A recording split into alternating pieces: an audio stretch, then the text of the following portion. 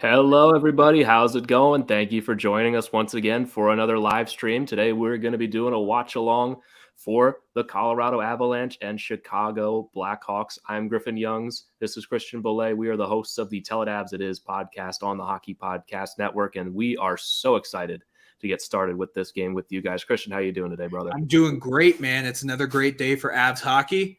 I can't wait. It's going to be a really good game, and I think the Avs get the dub. I agree. You guys want to get your score predictions in? I personally think 5-2 Colorado. I think that's a good one. Yeah, I like 5-1. 5-1. I think Kemper continues his outstanding play. Not bad, not bad. How's it going, everyone? Jacob, good to see you again. Hockey legend, Beer Sports, Baggio. Yeah, missed you too, Jacob, buddy. We missed you, man. We'll talk about the night. The Knights game will get going once. About the third period. That's gonna be a good one with Nashville. We're looking forward to that one too. And it's interesting. Me and Christian were talking off air that Nashville is the favorites in that game according to the odds books at the moment. I guess that's mainly because Pacioretty and Stone's out. But Christian, what did you make of that? I was a little shocked just because Vegas is. I'm gonna give Jacob some love here. Vegas is pretty much unbeatable at home. They are a very good home team. So I was shocked by it. I know the Preds have been playing some good hockey, but you're talking about beating Vegas at home. I just don't like those odds. Yeah, Jacob's saying obviously the Vegas game starting in about 90 minutes.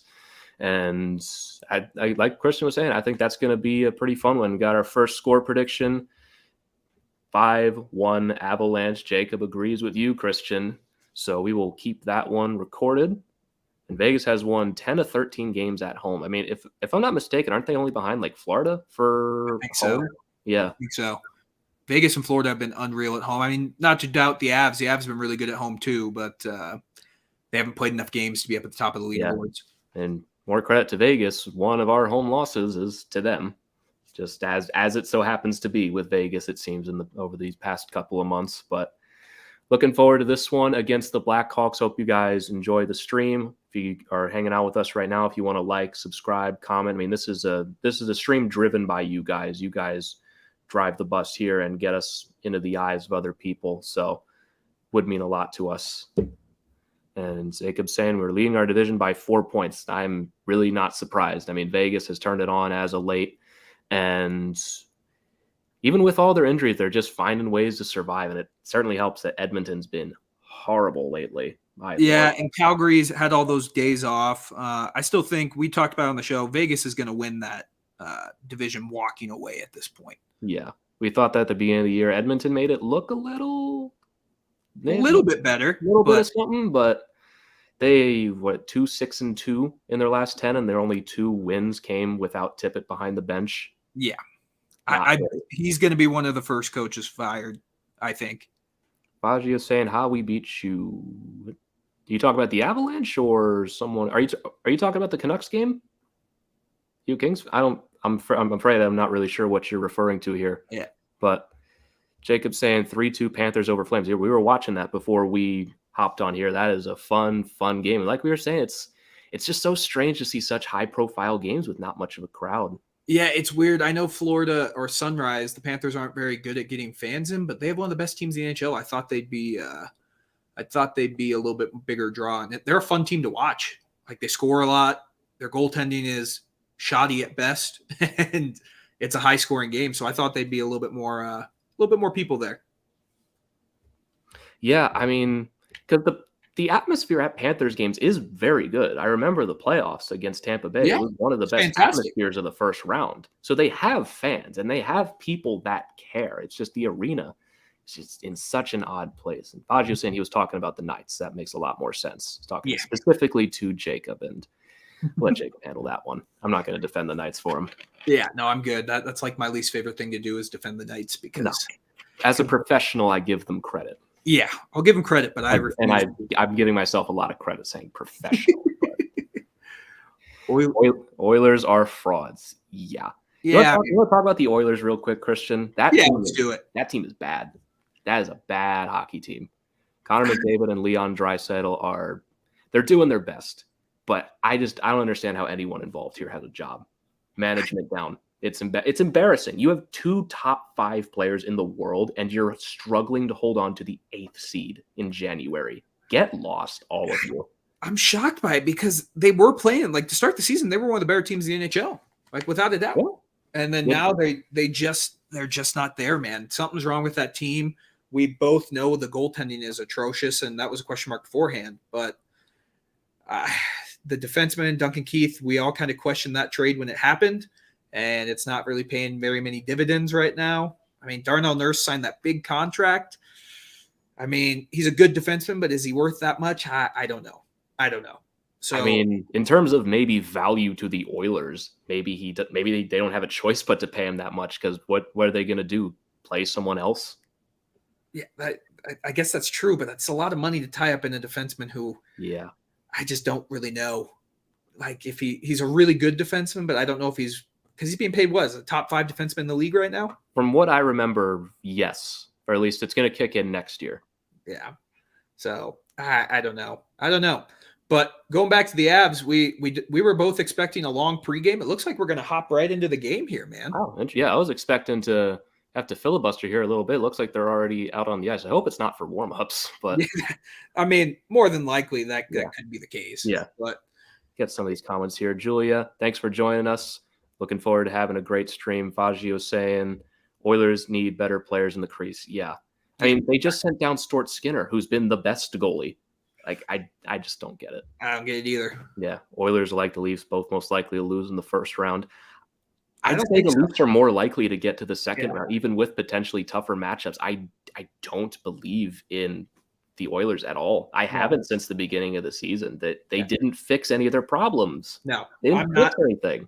I'm not an Oilers guy. I think the Leafs have a chance to go pretty far this playoffs. Yeah, the Leafs have a chance. And if they win one round, just one, I think they have a shot at going far. But until they do that, I can't confidently say anything. Nope. Edmonton's defense is still suspect. Very much so. Very much so. Barry Bonds asking who we got. I got Colorado 5-2. Christian says 5-1. You guys want to get your score predictions in? We will tally those up and get back to them by the end of the stream. Martin saying 5-3 win for Colorado. We got all 5s for the Avalanche so far. Everyone's predicting a high score a night. And it's hard to argue. Avalanche, this is the healthiest we've been all season, frankly. We're missing Val and we're missing Murray. And Murray's going to be back maybe over the weekend. That's what I've heard. He traveled with the team, which was a little good news. Good news. So Baju's asking, is Fleury back? Yes. He is playing tonight. Yes. Yep. He's starting. So it'll be Fleury and Kemper in net. Yeah, this will be the first matchup between the two since opening night where the Avalanche ran them out of the building in the first period. And Jack Johnson, man. Jack Johnson, my favorite goal ever. His only goal of the year. So much. His only goal of the year. He doesn't need to score another one. It's too funny on its own. Yeah. First goal of the year, too, and a beautiful breakaway. Yeah. So that game, just off the top of my head, 3 goals in the first period, 4-0 in the second from Kadri. Got a little dicey towards the end, especially after a Landeskog penalty, but the Avalanche were the better team that night. This time on the road, we'll see if that prevents a little bit of a different challenge. Jacob saying that's why I said likely. Leafs making it past the first round is like winning a cup for them. Trust me, as a Capitals fan, getting out of the second round against Pittsburgh, it is. It's in certain aspects, it's more memorable than winning the cup, getting over that wall. Yeah. At a certain point, I'm not saying it is more memorable, but like at a certain point, it's just as memorable. I think it has to just calm the team down because they're thinking about it. Like the Avs have struggled in the second round. If they get past the second round this year, like that's just a huge monkey off their back. Yeah. So I think it's a big thing. It's a big deal because you look at the Caps, they did the same thing. They got out of that second round and then they cruised to a Stanley Cup championship.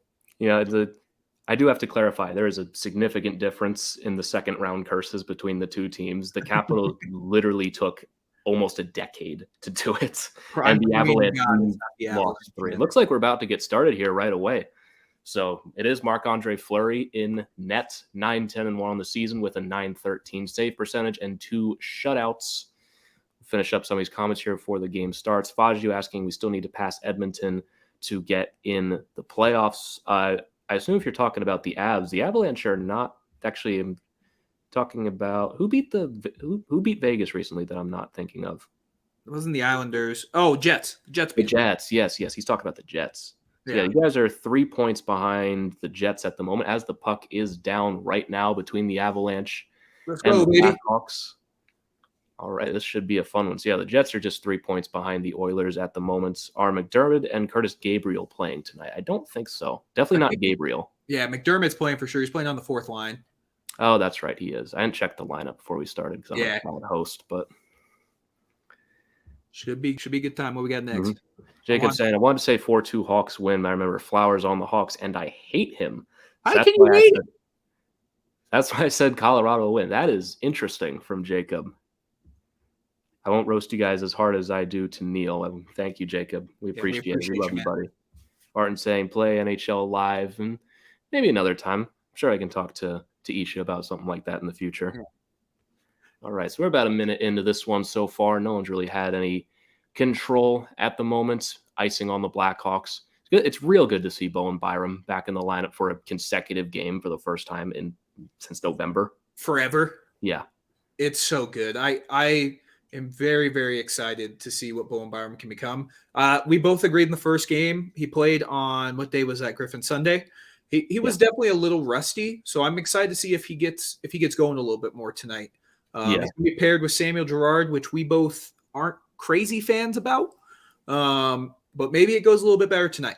Yeah, I kind of talked myself into it the more we talked about it last episode, just for the long-term picture, because long-term, if you're keeping both of these guys, is Byram with a nice backhander on goal right away, loses an edge, but he's definitely got that speed back. But like I was just saying, long-term, if you're keeping Byram and Girard, which you should, then that's going to be your second pair as long as Makar and Taves are on the top. Yeah, I agree, because you're not going to break up Makar and Taves. There's just no way. There's just no way. Ryan saying Hawks could have had Byram instead of Doc. I mean, Kirby Doc's a real good player, but the potential of Bowen Byram, if he stays healthy, could give the Avalanche a Makar-Byram duo for the next 15 years. Which I didn't understand that draft pick because the Blackhawks, they're really good at drafting forwards late in rounds and getting production out of them. I thought Byram would have been the pick for the Blackhawks there. I was definitely shocked when they took Byram. Yeah, it was definitely an interesting pick. And then they traded Adam Boquist. And I get it was for Seth Jones, but their defensive prospects are not strong. And they never really had problems offensively, like at least with Kane and DeBrincat and a lot of those guys. So I never quite got it. No, me either. We're about 17:33 left in the first period. Only one shot on goal so far, and it's for the Avalanche. That one from center ice from Kara, who's back in the lineup, gets stopped by Kemper. So we're at one apiece, one from Byram, one from Kara. Neither really dangerous to this point. Much more of a feel out between these two. So since November 11th, they're showing this on screen now. Points percentage, the Avalanche are top in the league. Goals per game are top in the league. And power play, second in the league. I mean, we had a real slow start to the season. I mean, I say real slow start, but it was like 500. Yeah. It wasn't earth-shatteringly terrible. What was that stat that they had started that same record in like 3 straight seasons? Yeah. Which is crazy at this point that the Avalanche just struggle a bit out of the gate. It's what they do. Yeah. So I wasn't worried. I mean, I was a little worried, but they've definitely qualified. It was at the point, like after the Columbus loss, the second one, then I started to worry a little bit. But a little bit, but they're back to being normal. I think they showed a stat earlier on the screen. They're 7-1-1 in their past 9 games, which is pretty good. Pretty good. And the Blackhawks have lost 4 in a row, which I did not know. Yeah, Blackhawks are struggling. So far we got 17-24 left in the first, 2-1 in shots for the Blackhawks at the moment. Avalanche will win that draw. Martin coming in here saying Peters Forsberg and Joe Sakic were my favorite Colorado players. I mean, those are very good choices. Peter Forsberg I feel like is the most underappreciated like legend of all time because skill-wise, he's up there with the best of them. Yeah. And I feel like just for whatever reason, he doesn't get as much love as some other guys, even as much as Sakic. Yeah, I think it's more just because of the injuries, man. Because if he stays healthy, he is probably the greatest Avalanche player of all time. I mean, he certainly had the skill to do so. Yeah. Without a doubt. I mean, even with all the injuries, he was still as incredible as he was. Yeah. We can talk about another really good player who's going to be an Avalanche great, Nathan MacKinnon on a 10-game point streak. The quietest 10-game. Oh, we got a fight. We got a Gabe fight. Landeskog's going at it with Connor Murphy. That is an interesting fight. Murphy landed the first. Oh, he took an elbow. Landeskog Landy took an tied elbow him to up. the face. Oh. And Landeskog with the takedown. Have to see the replay of what led up to that. Murphy landed the punches, but Landeskog able to wrestle him to the ice. I'd give that a draw, wouldn't you? Yeah, I was watching it because I'm about 10 seconds behind you on my stream. Landeskog looked like he took an elbow to the face while he was trying to get position on the ice. Yeah, I didn't catch any of what happened. I was looking down at the comments. Yeah, definitely took an elbow to the face. So I would be a little upset too. I don't know about you. Would you be a little upset? I'd be a little upset about that. I don't know if I like that trade all that much of Landeskog for Murphy, but no, I don't like that trade very much either. But you're setting the tone. You're setting the tone. They're showing the Landeskog hit that got him suspended in the first game. I forgot he got suspended in the first game against the Blackhawks. Yeah, it was a 3-game suspension, wasn't it? 2 or 3? Yeah, that's right. Yeah. I mean, you can't do that. Yeah, we agree that was a bad hit. It was a dangerous hit, but I was hoping it would set a precedent that those kind of hits would be punished, and then they just never were again because player safety doesn't really know what they're doing. No. Gabe's bleeding though, man. He's got a little bit of a cut on the chin there. Yeah. They didn't really show what happened, so he took an elbow. I'll take your word for it that he got the elbow to the face. You would think that they would show what happened on the broadcast leading up to a fight, but I guess we're moving on from that real quick. Oh my God. Yeah, I've been really impressed with how McKinnon's played. Quietest 10-game point streak, I think, in the NHL. Yeah, they just showed that it's the longest active point streak in the NHL right now. We were looking at on the last episode, Kadri almost gets that loose puck on the second try, just sailed it wide. Good opportunity for Kadri to get this game opened up here, but doesn't get a shot on goal. It's all right. It's all right. Yeah. Anyway, like I was just saying. So it's the interesting part about live streams. You're talking about something, then something happens in the game, and if you're me, you completely lose your train of thought. Yeah, I mean, that's me too. Like, I just lose my train of thought doing anything. Yeah. So. I'd lose my train of thought just for no reason. I get distracted by my own voice. Yeah. Well, we got Devon Taves on the ice. Good pass. Always love. I like how the Avs are playing so far. Yeah. I mean, defensively, they're pretty solid. That shot from the outside turned aside by Kemper and covers as he gets dragged into the corner by Brendan Hagel. They have a little friendly chat. Sure, they're talking real nice to each other in the corner. Well, 100%. Yeah. Anything you know about hockey, that nothing bad ever happens. They only say nice things. Yeah. It's never anything bad. They look like they're smiling. They're smiling. They're having a good time. Tell you what, that little rush by Alex Newhook right before the whistle where he had his stick just get lifted at the last second. He's shown some real growth here over the last couple of months. I've loved watching him play, and he's only going to get better. Oh, yeah. That's the scary part. And if the Avs can get him to play and contribute on the third line, this team, we were talking about on the show, they are this is one of the deeper Avs teams we've had in a while. Yeah, really. I mean, and it's crazy to think about because last year, you can argue on paper they were even deeper.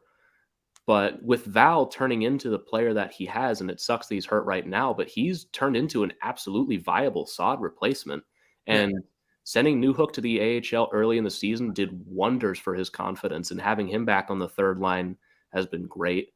And comp for healthy, and even with a guy like Tyson Jost, who's been struggling a bit, there's really hasn't been much of a drop-off. No, there really hasn't. And I thought the loss of Donskoy would be a lot bigger. I mean, we've seen what Donskoy's done in Seattle. He doesn't have a goal. Yeah, this whole year.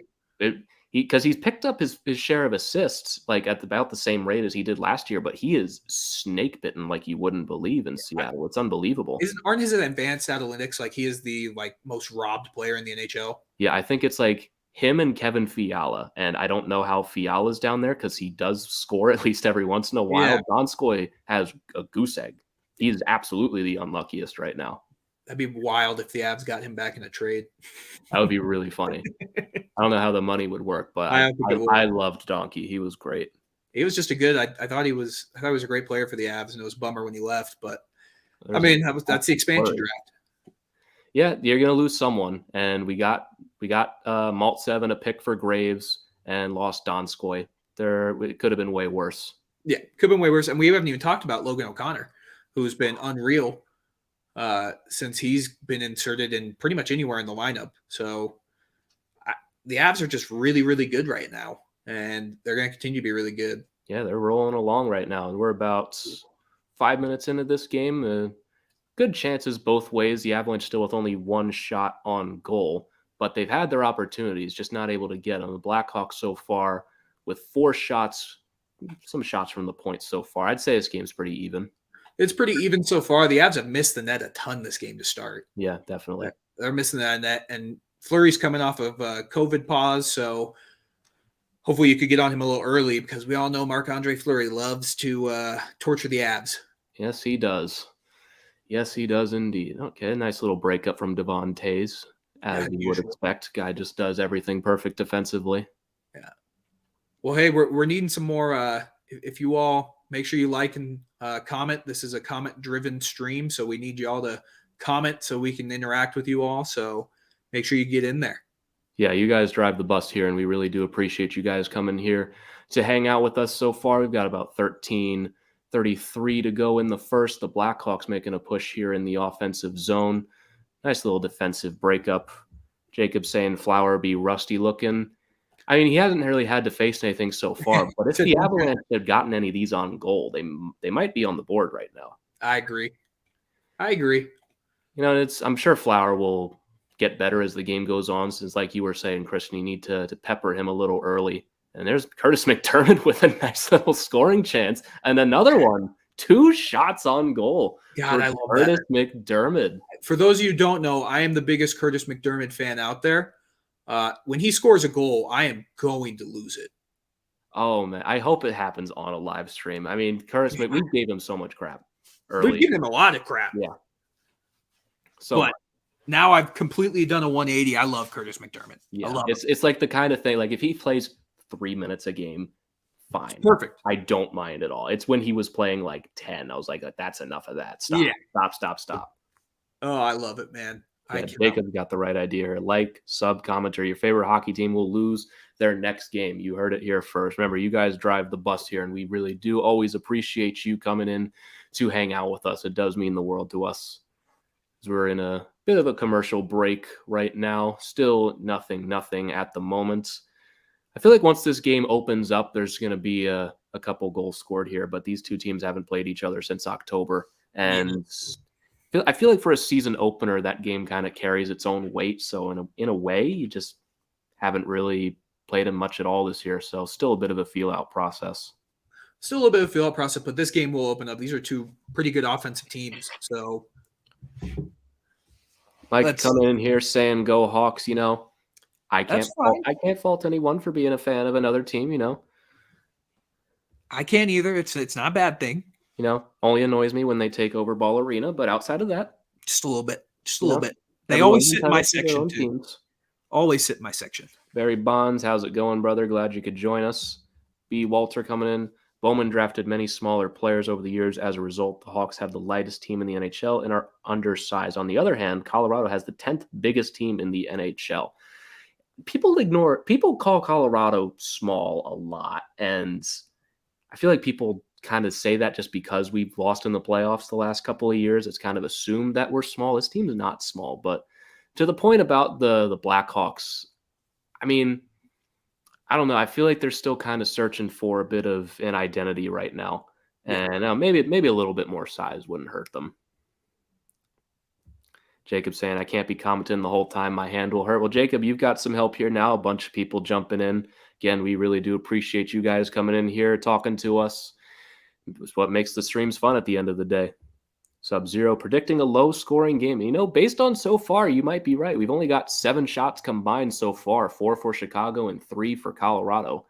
And if Fleury and Kemper play well, there's a nice little shot that went over from Comfort. But if Fleury and Kemper play well, this could definitely be a lower-scoring game than many of us anticipated. The way Kemper's been playing, too, it could be a low-scoring game.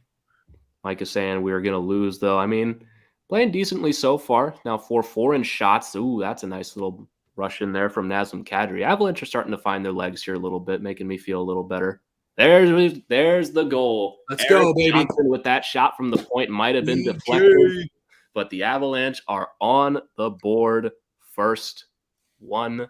I think that's just going to be Eric Johnson's goal from what I was able to see. Yeah. Well, and that's exactly what you need to do. You needed to shoot the puck early, hit the net. Fleury's going to be a little rusty. I think he's going to get stronger as the game goes on. But yeah, so this whole play starts in a rush from Kadri. He gets his shot blocked, wheels it back from the points, and sends it to Johnson, who fires it in. Doesn't hit anyone, just goes straight into the net past Marc-Andre Fleury. That'll be Eric Johnson's goal, and it's 1-0 for the good guys. Let's go, baby. Let's go, EJ. Oh, yeah, that's just a great shot. And speaking of EJ444 coming in saying go Bolts. They're up big right now, or at least they were up big last I checked in Columbus.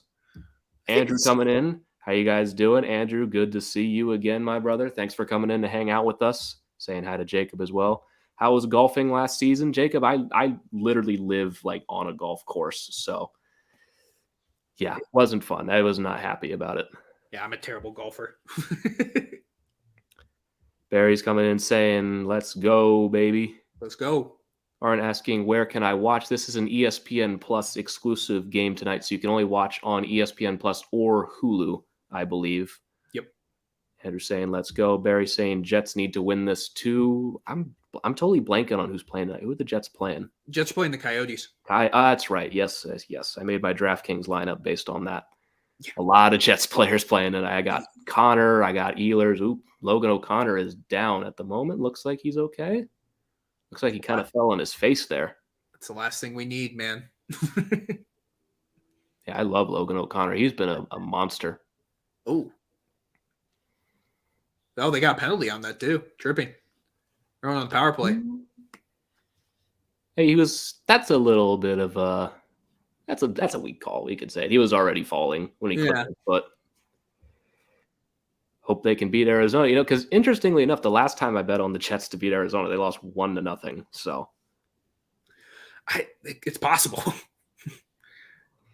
Anything can happen. I mean, the parity in the NHL it's always been crazy. I can't remember the last time the Coyotes played, honestly. I think they played a couple days ago, didn't they? I can't remember, honestly. I mean, it's the Coyotes. I don't think they even remember. Well, unless they're on ESPN Plus, I really don't watch them. Yeah. Which they've been on ESPN Plus a lot. All right, Avalanche are on the power play here, looking to make it 2-0 before the halfway mark of the first period. And not a great start to this power play, as that one will wheel all the way out of zone. But like they showed on the broadcast earlier, the Avalanche have the second best power play in the league since November 11th. It has been rolling lately. Unreal. They were 2 for 5 against the Ducks the other night. You look at that, and that's exactly why. Nathan MacKinnon just effortlessly getting that puck in the zone and giving it to a wide-open Kadri to start that possession. Now, even when they lose the puck, they're still able to make it work. Rantanen turned aside by Fleury. That's a great save by Marc-Andre Fleury to keep this a one-goal game. But the Avalanche are pressing the advantage here on the power play. That should have been a goal for Rantanen outside of the great save from Fleury. Wow.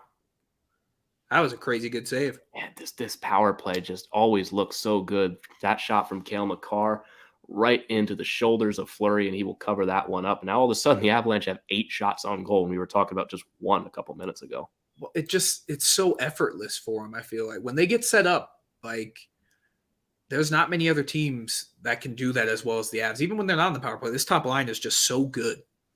It's unbelievable. So, you take an extra guy off the ice, it just gives them even more room to operate. Yeah. That was an unreal save by Fleury. Holy cow. Yeah. Lee Monson coming in saying hello from Grand Prairie, Alberta, Canada. Thank you for joining us tonight, Lee. We really do appreciate it. Barry coming in saying Ducks versus Flyers. I'm guessing it's a low-scoring game under 5.5. I think I agree with that one. Honestly. Yeah, I can see the Ducks outside of us haven't been in many high-scoring games since their return. Even then, 4 goals for us is pretty low. Yeah. 4 goals for us is low. That's a low-scoring game. Literally, our goals per game since November 11th is 4.91, almost 5. Yeah, the Panthers are scoring a lot too, so I think it's a race between those two. Ooh, that was a good chance by Newhook. Yeah, even the second power play is getting some good looks here. It doesn't look like they'll convert unless they can get a last-second goal here on the power play, but that's a very good-looking power play. I got nothing to complain about. They were moving the puck pretty well.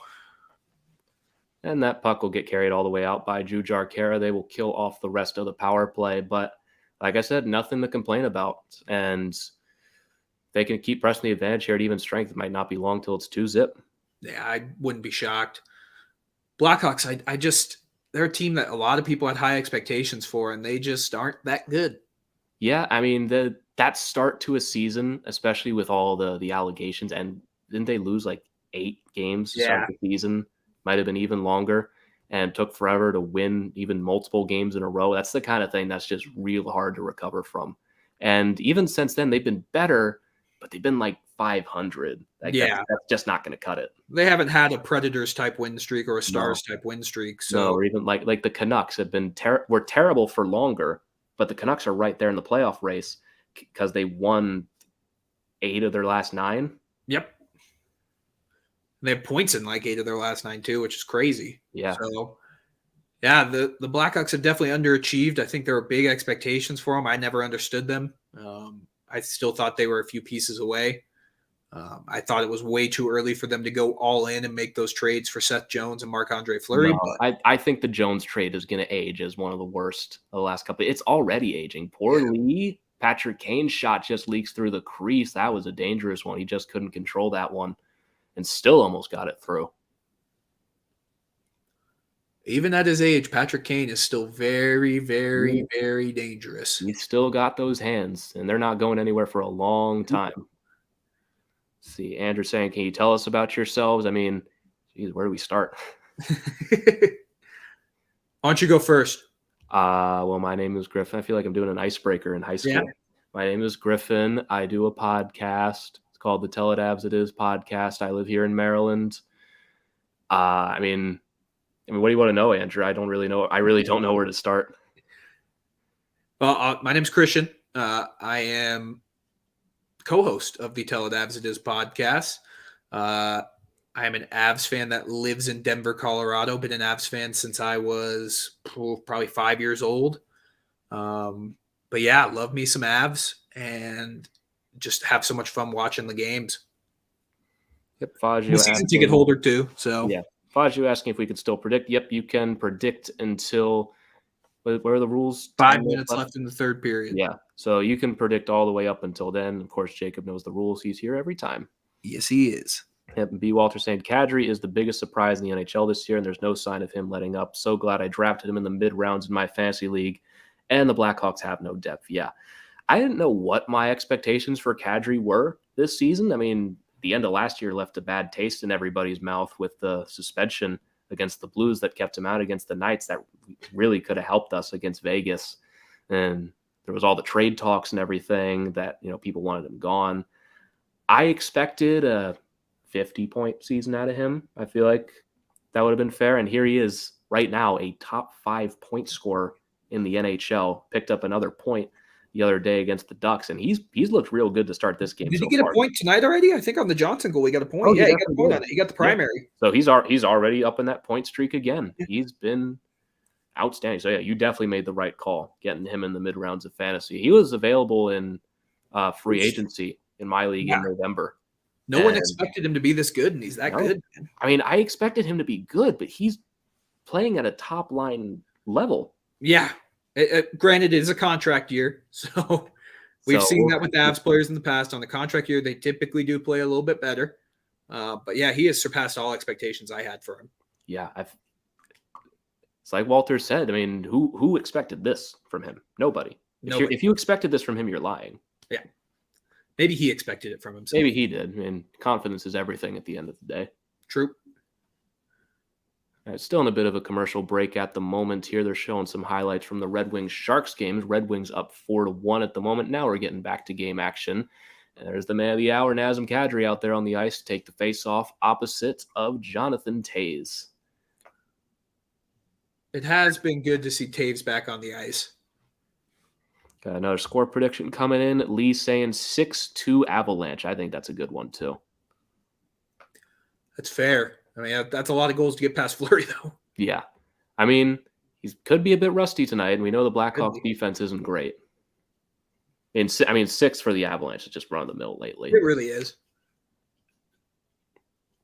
Let's see. Mr. Taser asking if we guys are streaming the game too. No, we don't have the rights to stream the game at the end of the day, so we can't. But if you want to watch the game alongside with us, it is on ESPN Plus and Hulu. We'll just be hanging out here with you guys.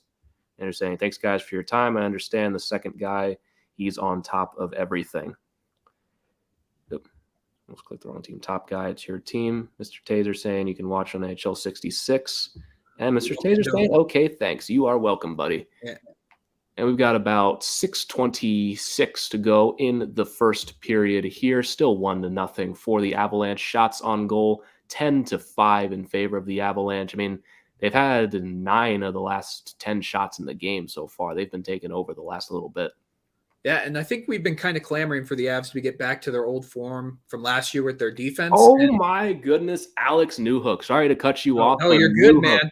Roofing that backhand over Marc-Andre Fleury, and it's 2-0. Oh, and my goodness. That is why I played Alex Newhook tonight in DraftKings, because this kid is for real. Woo! Again, gets that puck down in the corner, reads the play the whole way, dekes it to his backhand around Stillman and Borgstrom, and just picks the corner. Man, what a goal from the kid. He's so good, dude. He's just so young still. He's only going to get better. He's only going to get better. And that's a real scary thought to think of. But yeah, Newhook's only going to get better and better even as the season goes on. Blackhawks with a chance right out of the period. And it's saying the Blackhawks have allowed 38 goals in the first period, most of anyone in the NHL. That's not a good stat to be. Not a good stat to be playing catch up every single night. Yeah. I don't know if that team's built for that. No, definitely not.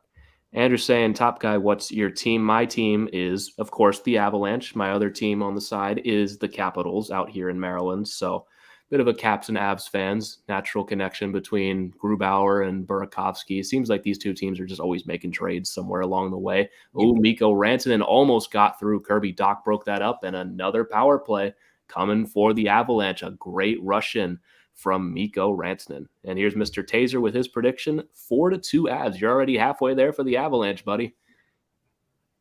Little Perk 30 saying, let's go, baby. Who's right there with you, man. Coyotes. Has the game even started yet? I have to pull it starts right now, yeah. Starts right now. So no one's winning quite yet. I mean, knowing the Coyotes, they might be losing before we know it. Yeah. Yep. Puck drop still waiting to happen there between the Jets and Coyotes. Andrew's saying, wow. Jets. Yeah, Jacob, you've known I'm a Caps fan. I brought that up on the stream before. I'm your worst nightmare, buddy. Caps and Avs fans. No, in fairness, you're 1-1 in series against me. I guess I'm 1.5 since that was the Stanley Cup final for the Caps. Yeah, I mean that definitely weighs more than the second round series and then going and losing to Montreal. Yeah. I would have been inconsolable if we lost to Vegas in the Stanley Cup final that year. Oh. I was so scared of that. They would have made movies about that. That's exactly what I was afraid of. Like, we're here for the first Stanley Cup final since 1998. And if we lose this one, it's never going away. Lose to the expansion team in the final. Dude, we were up 3-1, and I was like, I can't feel comfortable because this is literally a Disney movie right now. It is. The cards all on the table. The cards on the table. We're down 3-1 in the final. We've lost 3 in a row. Like, I was so stressed for that game 5. You have no idea. Oh, man. Thank God I wasn't old enough to get stressed when the Avs were in the Stanley Cup final because I would have been inconsolable. Oh, yeah. I wasn't even born yet. So I was a year old for the second one. Yeah, I was about it. I was Oilers versus Leafs tomorrow. I want to know what you say. He was asking Jacob, but I agree with Jacob. The Leafs. The Leafs just have the Oilers number lately from what we saw last year in the Canadian division and what we saw a couple weeks ago when they took them on. But it's also, there might be no Matthews or McDavid because Matthews, he did test negative today, but McDavid tested positive today. So that'll throw a big wrench in there. Oh, yeah. See, Anderson, I like you guys. You're cool. Thanks, buddy. We love you. Thanks, man.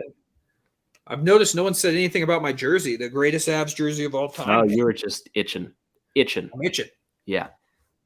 Well, before we get to your jersey, we'll get to the rest of these comments here. I got Vegas money line and Avs Hawks over 5.5. I think that's a good one. That's a good little parlay. It's a good little parlay. Yeah, The Jacob Vegas one scares me. Yeah, I mean it's going to be a tough game, but I like Vegas at home as underdogs. Because even with some of their injuries, I feel like Nashville they still got to go into Vegas and win. Yep. I wouldn't feel comfortable putting money on them. Yeah, Jacob, give me the little smile. Love you too, buddy. Yeah. Mr. Taylor saying I'm a Hawks fan. LOL, I'm here, though, because they're not streaming the game from where I am. Yep. Local blackouts are a pain. Luckily for me in Maryland, I don't have to deal with that with the Avalanche sometimes. But I don't get that ESPN Plus thing that they just black it out. It's not like you can watch it on in NBC Sports Chicago. They're letting me watch it, and I'm in Colorado. That's the thing. It's random. Sometimes you can watch it, and sometimes you can't. The last one they did for the Caps, which actually affects me here, was the Penguins game. And luckily I could watch that here. But there's sometimes you can't. It doesn't make any sense. Makes zero sense, man. I don't get it. Jacob saying last year it was Vegas versus refs. It always is, isn't it? Play the smallest violin. Just to let you know that Jacob is only 24 years old. And he's saying he's not 24. Well, makes you feel better. I'm 21. So yeah. I'm the old man of the bunch at 27. Yeah, I'm a young whippersnapper. He's making me feel old. Andrew saying Matthews is my favorite. I mean, it's a pretty good pick. There's always something about him. I'm not the biggest fan of him. I'm kind of indifferent on Austin Matthews. Obviously, I love watching him play, but just him as a person, he's there, honestly. Yeah. How's it going, Jared? Thank you for joining us for the stream. Really appreciate you coming out here with us. Jacob saying I'm 14, not 24. That makes a lot of sense. How's it going, Josh? Thanks for joining us. Josh, the real one. We love Josh. Yeah, he is. Josh is a man. He is the man. He really is kind of like the nervous system here at THPN at the end of the day. I mean, the live streams are all his idea. Exactly. He's the brains behind the matter. Yeah. Andrew saying some games are blacked out. I just don't get it why you want to avoid the market that's actually going to watch the game. I've never understood it. Especially a Blackhawks game. Yeah. Jacob saying, hey, Josh. Mr. Taser saying, I'm also 14. Jared saying, I'm 20. Now you guys are making me feel old.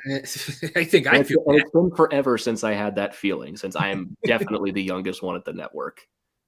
How do you think I feel, man? There are people way older than you at the network, buddy. Not many. You are average. That's okay. I can live with average. Yeah. I can live with average. Blackhawks ISO stat have been outscored 11-2 in the past 2 games. Oh, man. Yeah, when the Blackhawks struggle, they're struggling big. There's a nice little chance from Makar. That gets turned aside. Curtis McDermott out in the crease. I mean, that's honestly, I love that for Curtis McDermott. Just big man. Park him in front of the crease. If he scores tonight, man, tonight could be. You know what? I'm not going to rule it out. He's playing well. Tonight could be the night, man. He definitely could be. So far, just getting caught up on the game here. We got 2:03 left in the first, 13-5 in shots for the Avalanche. Taze tries a centering pass to Aube-Kubel that gets broken up. Avalanche pushing the pressure here. Landeskog's back on the ice. There's another one for Taze. Just sails that one over. I mean, this is all Avalanche so far right now, and it's not even close. Oh, what a play by Makar. Oh, what a save by Marc-Andre Fleury, and what a sequence for the Avalanche. Oh, my goodness. That was such a pretty passing play from the Avalanche, and Fleury just sticks the pad out there for the save of the game so far. That is impressive. Of course he robs Tyson Jost, man. Yeah. Of course. Makar to Taze, cross the ice to poor Tyson Jost, and he just gets it with the pad. What a save from Marc-Andre Fleury. Credit where it's due. He is such a good goalie, man. Yeah. I wish he wasn't getting wasted away on the Blackhawks. Me too. Get some more of these comments here. Jared saying how well you think Vegas will do for the rest of the season. I think they're going to easily win the Pacific Division. And I think it's going to come down to like it did last year to the end of the season for the Western Conference between them and Colorado. Because once Vegas gets Eichel into the lineup, that's a tough team to beat. And very scary. Yeah, the Avalanche playing like this that's a tough team to beat. I think you're looking at maybe a difference of 1 point. It might even come down to head-to-head tiebreaker at the end. I wouldn't be surprised. We talked about this on the podcast. There's 2 teams in the West that have a chance, and it's Vegas and Colorado. Yeah. There's a significant gap between those 2 teams and the rest of the field. I mean, it's not even like to say that to dump on other teams, but they're just in a class of their own. And we got the series last year. It should have been the conference final, but just because of bizarre once-in-a-lifetime circumstances, it wasn't. And it's hard to see a path in the West that doesn't involve these 2 meeting in the Western Conference final this year. Oh, McKinnon almost. Almost. We got 45 seconds left here. And Andrew's saying, hi, Josh. We love Josh. Whenever Josh is in chat, be sure to say hi to him and thank him because he's the best. Mr. Taser saying, you guys look like you could be announcers. Fun fact, I actually am an announcer at my college where I call the hockey games every now and again. I actually want to be an announcer, so you got good eyes, Mr. Taser. There you go. Not me. Most people think. Andrew's saying, I'm 35 in 1 week from now. Well, in case we don't see you, happy early birthday, my friend. We really do appreciate you coming in and hanging out with us time and time again. City Life, right idea. Subscribe and like watchalongs every day. Remember, you guys drive the bus here at the end of the day. Comment-driven stream, like-driven stream, and we do watchalongs every day. Like City Life is saying here, I don't remember which one we have tomorrow, but I'm sure me and Christian will be back here in not too long from now. Yeah. EJ takes a penalty. Avs have to go on the PK. Yep, 35 seconds left in the first power play of the game for Chicago. And this would be pretty bad if the Blackhawks get a goal here. That would change the whole momentum of the game. Yeah, and EJ is one of our better penalty killers, and the Avs penalty kill has not been super great this year. I'd say that's one of the critiques you can have about the Avs. Their PK has not been good. Yeah, it's without Val too. It hurts. Yeah. Jared saying, love the Golden Knights. Disagree with you, but you can have your own opinions. We love it. We love every fan here at the Hockey Podcast Network, wholeheartedly. Speedy Gaming, go Colorado. That's a man with the right idea. Yep. How about Minnesota? I feel like Minnesota has peaked, but not in a bad way. I feel like they had their best run of the season, and they're going to be top 3 in the Central. I feel like them and St. Louis are going to go back and forth. I think they finished second in the Central, and they end up playing St. Louis in the first round.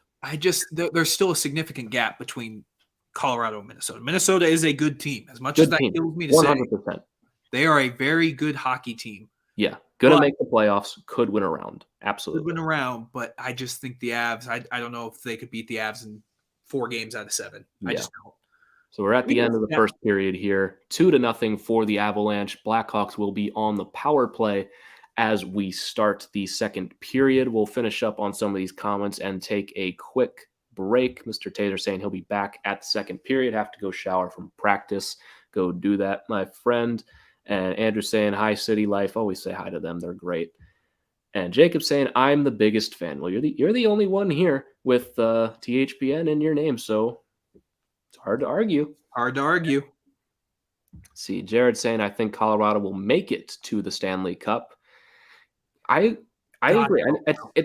It's hard not to sound biased when you say, well, of course, I think the Avalanche will go to the Stanley Cup final and not sound biased, but I kind of feel like I did last year. You're going to have to get through Vegas, and there's a lot of things that you have to get through first, but it's going to come down to us in Vegas at the end of the day. That's why I think, we have the entire regular season and 2 playoff rounds to get through before that. So you don't want to get ahead of yourself. You don't want to get ahead of yourself, but it's definitely shaping up to be Avs versus Vegas Western Conference. And I think the winner of that, much like last year, or like I thought last year, didn't actually happen last year. I think the winner of that wins it, wins the whole thing, because the East is real good. Yeah. And they got a lot of killers in there. Yeah. The East is going to beat themselves up. See, Jared saying, how about the Bruins? I think the Bruins, the East playoff race, I think is much less interesting because I think it's kind of done. I think the Bruins are going to get that second wild card spot, and it's not even because they're not that great this year. They're very good, but like I just said, the East is full of killers. But everyone in the playoffs right now is, I'd say, has a legitimate case to go far in the playoffs. Yeah, without a doubt. Without a doubt. Like, the East is just so good.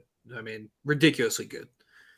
Yeah, Andrew, thanks for stopping by, buddy. We appreciate you. We'll see you tomorrow. We'll see you on our next stream. Andrew, love you, buddy. Take care. Jacob saying Vegas will smoke you guys. We'll see, buddy. We'll see. And came to say NHL 22 sucks. And I agree, but we do have to go to a break at the moment, get some water, stretch our legs, get some fresh air. And we will be back in just a few minutes, and we will get ready for the second period.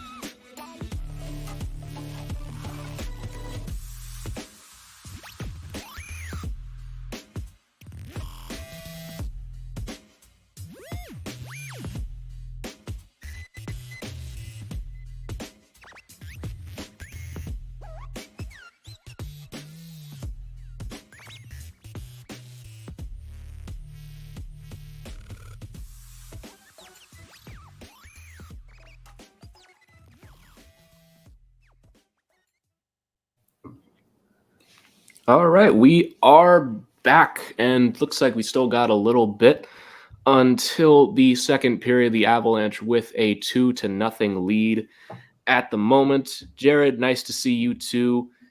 Have a good one, buddy. Hope to see you again. We love you here at the Hockey Podcast Network. Jacob saying NHL 22 is better than NHL 21. I simply say, what's the difference? Because they're not that different, honestly. They're pretty much all the same. I haven't played since 20. I'm in full protest against. Well, see, I get them every year just because I like playing online. Yeah, and I want to play it. I want to play the games, but EA Sports games, I can't spend money on them anymore. I hate them, and I have to put my money where my mouth is. Fair enough. See, Gamer Boy is getting Vegas going, or getting Jacob going, saying Vegas sucks. I'm sure he'll be plenty happy to read that. And what do you know? He's not. No, they don't. What's your team? They probably suck. And based on the picture, I'm going to say he's with us, with the good guys in Colorado. We like this guy. Nice. See, this guy appreciates class, Griffin. Saying nice jerseys. What a great jersey we got here. Stadium Series, most underrated. I'm waiting for our man Danelle to hop in. I know he loves these ones. Yeah. But they're beautiful, man. A little Miko action. Most underrated jersey in the Avs history. Right. Oh, yeah. Oh, it's the best. You're embarrassing us. You know we're live, right? Look what he said. He said, best jersey. I agree. He's definitely talking about mine, not yours. It is the best jersey. It is the best jersey. Stop commenting on the channel, Christian. I wish I could, man. It's not a terrible jersey, but you have it in your top 5. Oh, it is. But there's not that many Avs jerseys, so it kind of makes sense. There's not that many. I'm not getting into this. We can talk about it later. Oh, man. We can talk about it when we're not live. Oh, did you see what Ryan Callahan said about his New Year's resolution? Keep Padre out of suspension. No duh, bro. No duh. No duh. Let's see. Yeah, Gamer Boy. It's the Avs, duh, of course. Good job. It's always the Avs. We appreciate you. Yeah, we love that. And Jacob saying that he's mad. Doesn't seem mad. I've gotten over it, man. Yep. McKinnon is goated. Of course, he always is. Yes, Sirski, he is. No, I'm not. I'm just proving a point. Point proven. Points proven, my friend. Jacob's still awesome, but I mean, the Vegas part. Jacob can be awesome and a Vegas fan at the same time. They don't have to be mutually exclusive. No, they don't have to be. Yeah, they just brought up an interesting thing on the broadcast. What do the Blackhawks do with Jonathan Toews and Patrick Kane? Aren't they both expiring at the end of this season? I think so. And I'm not going to say they wasted their primes because they did win 3 cups. They won 3. I mean, it's hard to say they wasted it. Okay, but, they have 2 years left. Now I'm looking at it. So this year and next. But the past 5 years has been kind of a waste of fantastic play from both of them. I think they have to move on from them. I mean, this team's not close. Like they aren't going to. They're not going to make the playoffs this year. They're not even close to a Stanley Cup contender. The worst thing that happened to them was they won that playoff round in the bubble. That was the worst thing that could have happened to them, was winning that playoff round, because it fooled them into thinking that they were good. I just don't know. I think you have to move on from them. Where they go, I don't know. What type of return are you going to get? I just don't know. I really don't know. Yeah, I think you keep Kane just because he is still like the backbone of your offense right now. With Jonathan Toews, it's not the same as it was anymore. And, a lot of that can be attributed to his illnesses that he suffered through over the last couple of years. But I also feel like in terms of PR, I feel like this team needs a bit of a restructure. They do. People hate this team, and rightfully so. Like, people are real sick of these guys. It's kind of come out that these guys are not the best people. Yeah. That's the simplest as I can put it without going on a tirade. But I feel like this team just needs to kind of restructure their image a bit, rebuild it, because it rightfully got destroyed over the last couple of months. Yeah, it got rightfully destroyed, and we knew Patrick Kane was not a good guy just from previous instances, but Jonathan Toews was a little surprising to me. But yeah, I think you just build around DeBrincat, Doc, and Kubalik, and just go full on rebuild, because you're not close. Yeah, and like I think this team, the way it's built, can make the playoffs, but I don't see a cup run coming out of it. Not for a while. No, not for a little bit. Not for a while. Let's get back to some comments here. Yeah, Newhook has good stick handling skills. Boy, does he ever! Yep. And like Christian was saying, it's only going to get better. Mm-hmm. He's only going to get better and better as time goes on, and he's already looking this good and not out of place in the NHL, which was a problem in the first game against the Blackhawks. Yep, no longer the case. If anything, that's such justice for him to score, because he played so poorly in the opener that they had to send him down because he wasn't ready. Yeah, but now he's been fantastic, and he's made himself a mainstay in the lineup. I don't think he's done anything that would think about taking him out of the lineup. No, not at all. And Mr. Taser's back. Good to see you again, my friend. Record shower. Right? Man, faster than mine. Way faster than mine. See, who has the better jersey, Avs or Vegas? Well, again, a little biased, but I think the Avalanche have a top 3 jersey in the league, honestly. I love the color scheme of it. It's all my favorite colors. And Vegas doesn't have bad jerseys. I don't want it to come off like that. Vegas jerseys are decent. I feel like they need a little bit more gold, but yeah, they were revolutionary. Vegas definitely did some things with jerseys that no one else had done, and they're a clean jersey. The one thing I will say about Vegas is I hate those shiny gold helmets. Yeah, I hate it. We talked about this with Isha a couple days ago on his stream. The Kings chrome helmets and the Vegas gold helmets, they're not pretty. They're ugly. Yeah. They're a college gimmick, and they tried it in the NHL. You got to give them credit for trying, but it just doesn't work on a broadcast. Nope. And the Avs definitely have had their fair share of jerseys that aren't loved, but I still think the Avs have one of the better ones. No, mine's one of the greatest, man. One of the greatest. Yeah. One of the greatest. See, Avs retro jersey, the best. Yeah, the Nordique retro jersey, it's one of the best jerseys ever made.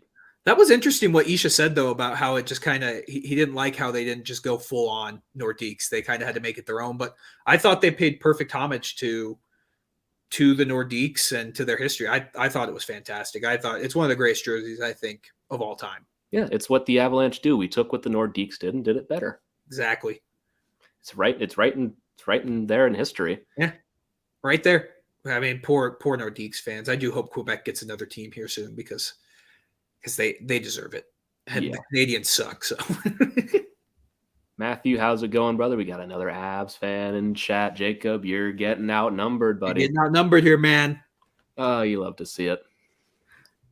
So we got Hockey Legend back once again. Good to see you again, my friend. Always good to see returning people back in the chat. Thank you for coming to hang out with us.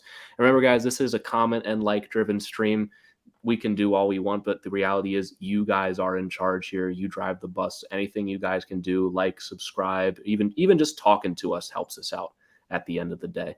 So we really do appreciate you guys being here with us. Matthew saying Florida has the worst jerseys. Interesting.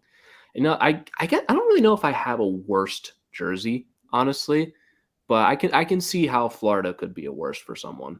I can see it, but I think the Panthers made a mistake going away from their old logo. The new logo is not nearly as cool as the old one. Yeah, it looks a little too, I don't know how to describe Animated. it. Modern?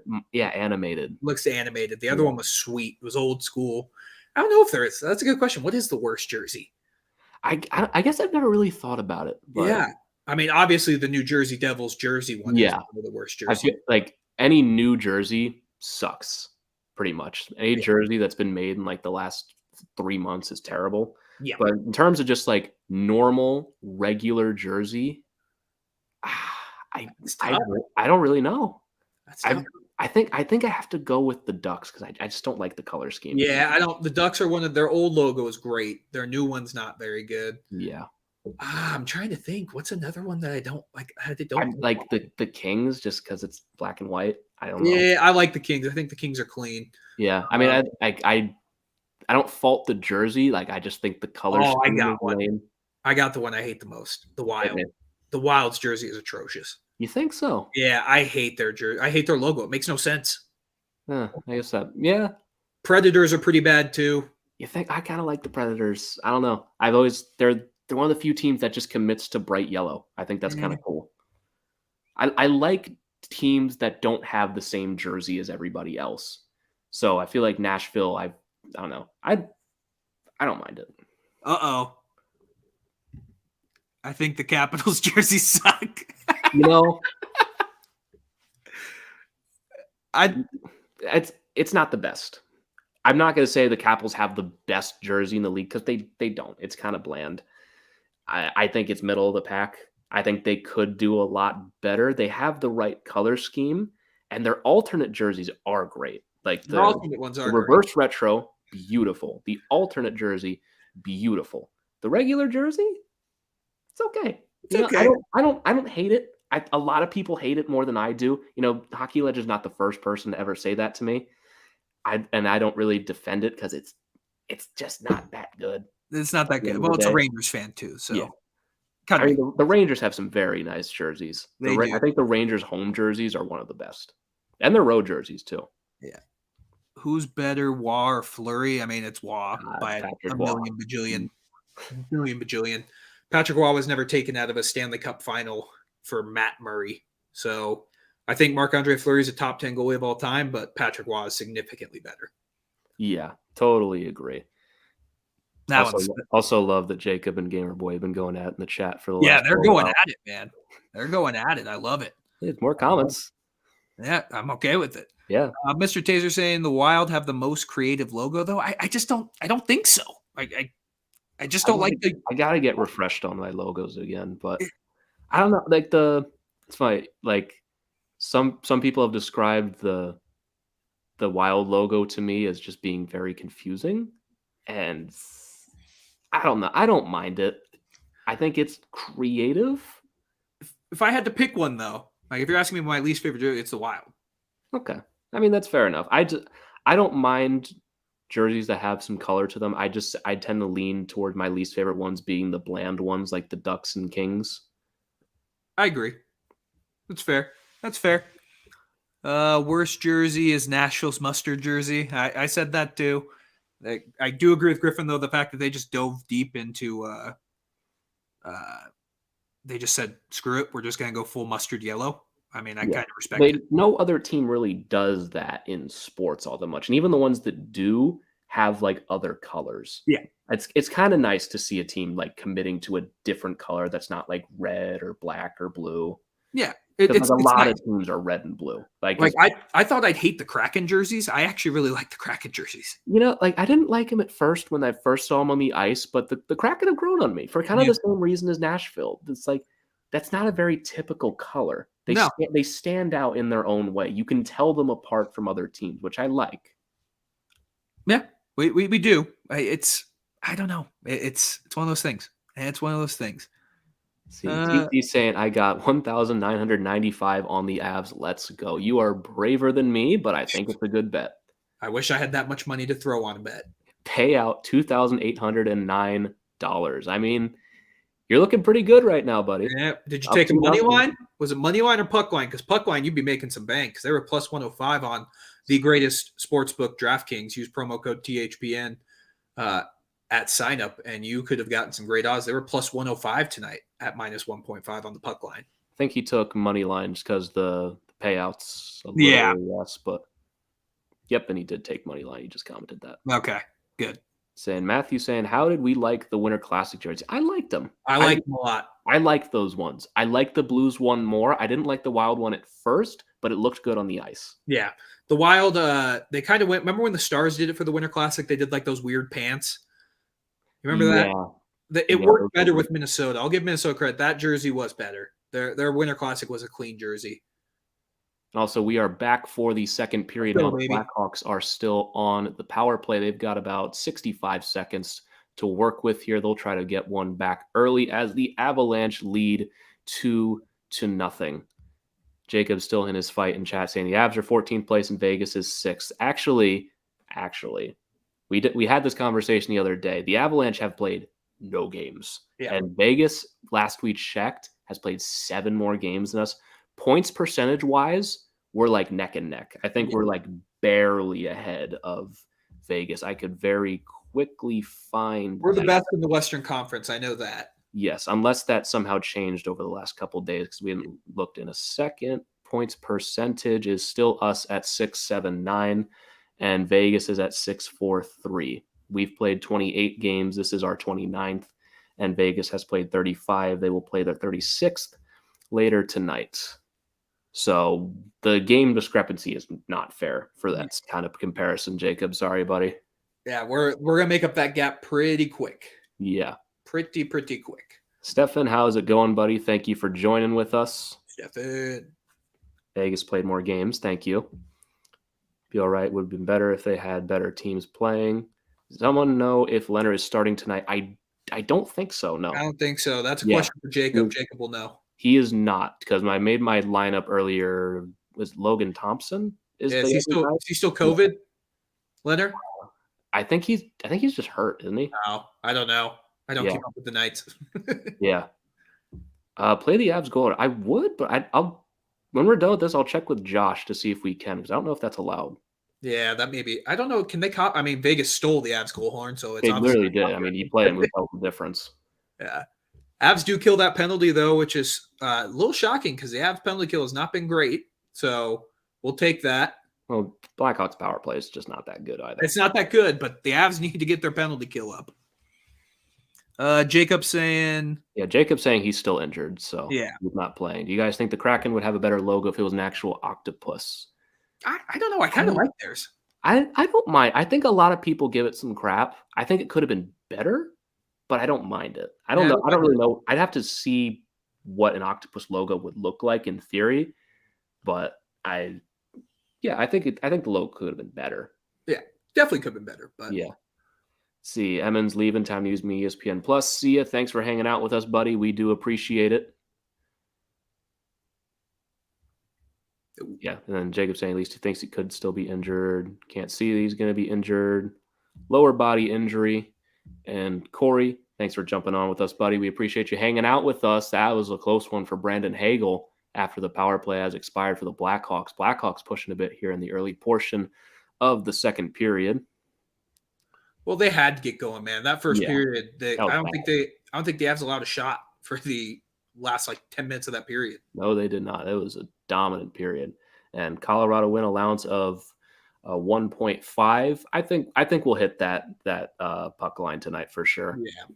I think so. I just judging off the way the Avs are playing. I mean, they could easily be up 4-0 if it's not for Fleury making a couple Yeah. ridiculous saves. That save on Mikko Rantanen, that's going to be one of the best saves of the week. Well, and the one he robbed Tyson Jost on too was beautiful as well. Yeah.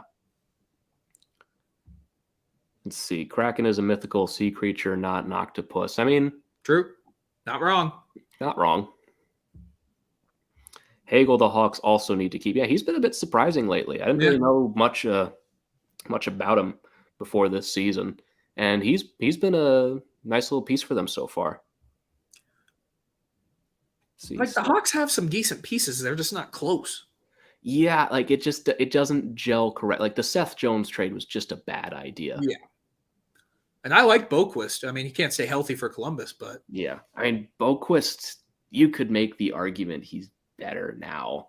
Like you could. He's real good. Seth Jones has scored a lot of points for the Blackhawks so far this season, but he hasn't been great. No, it's a terrible contract. Yeah.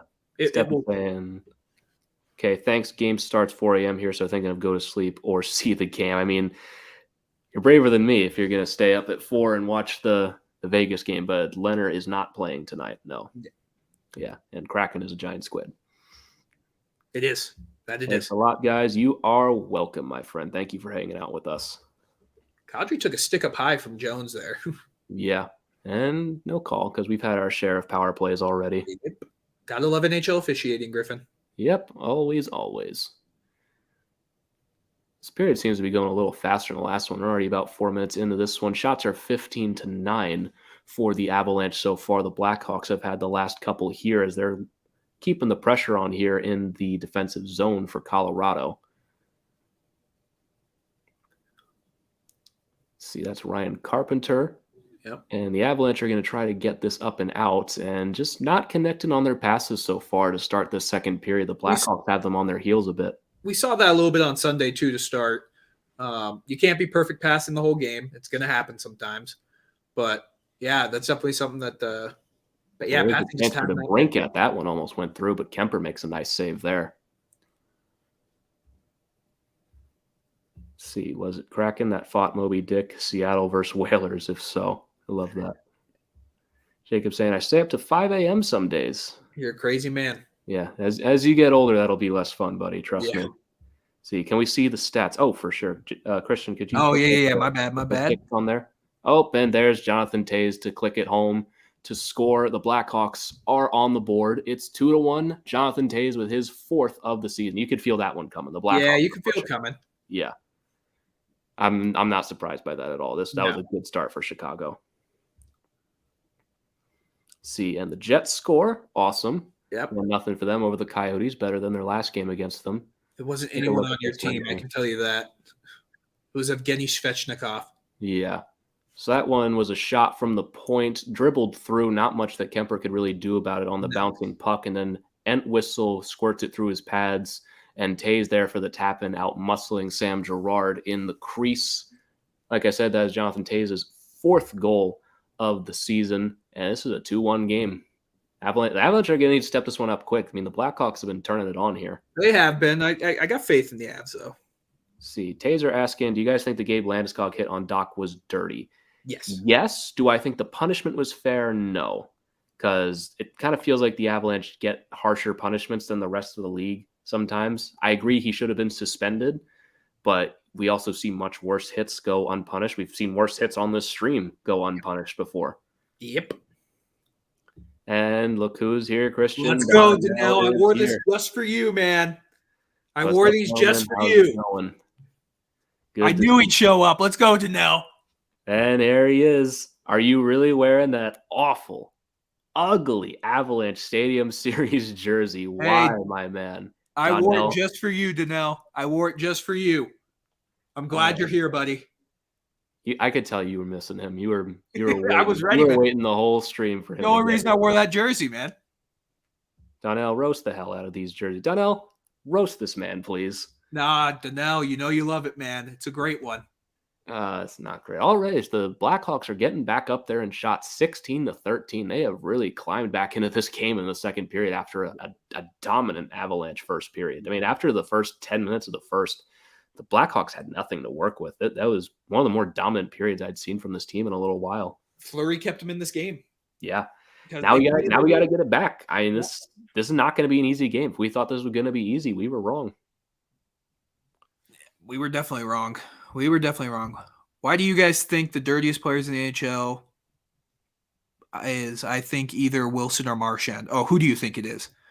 You see, that's tough for you, man.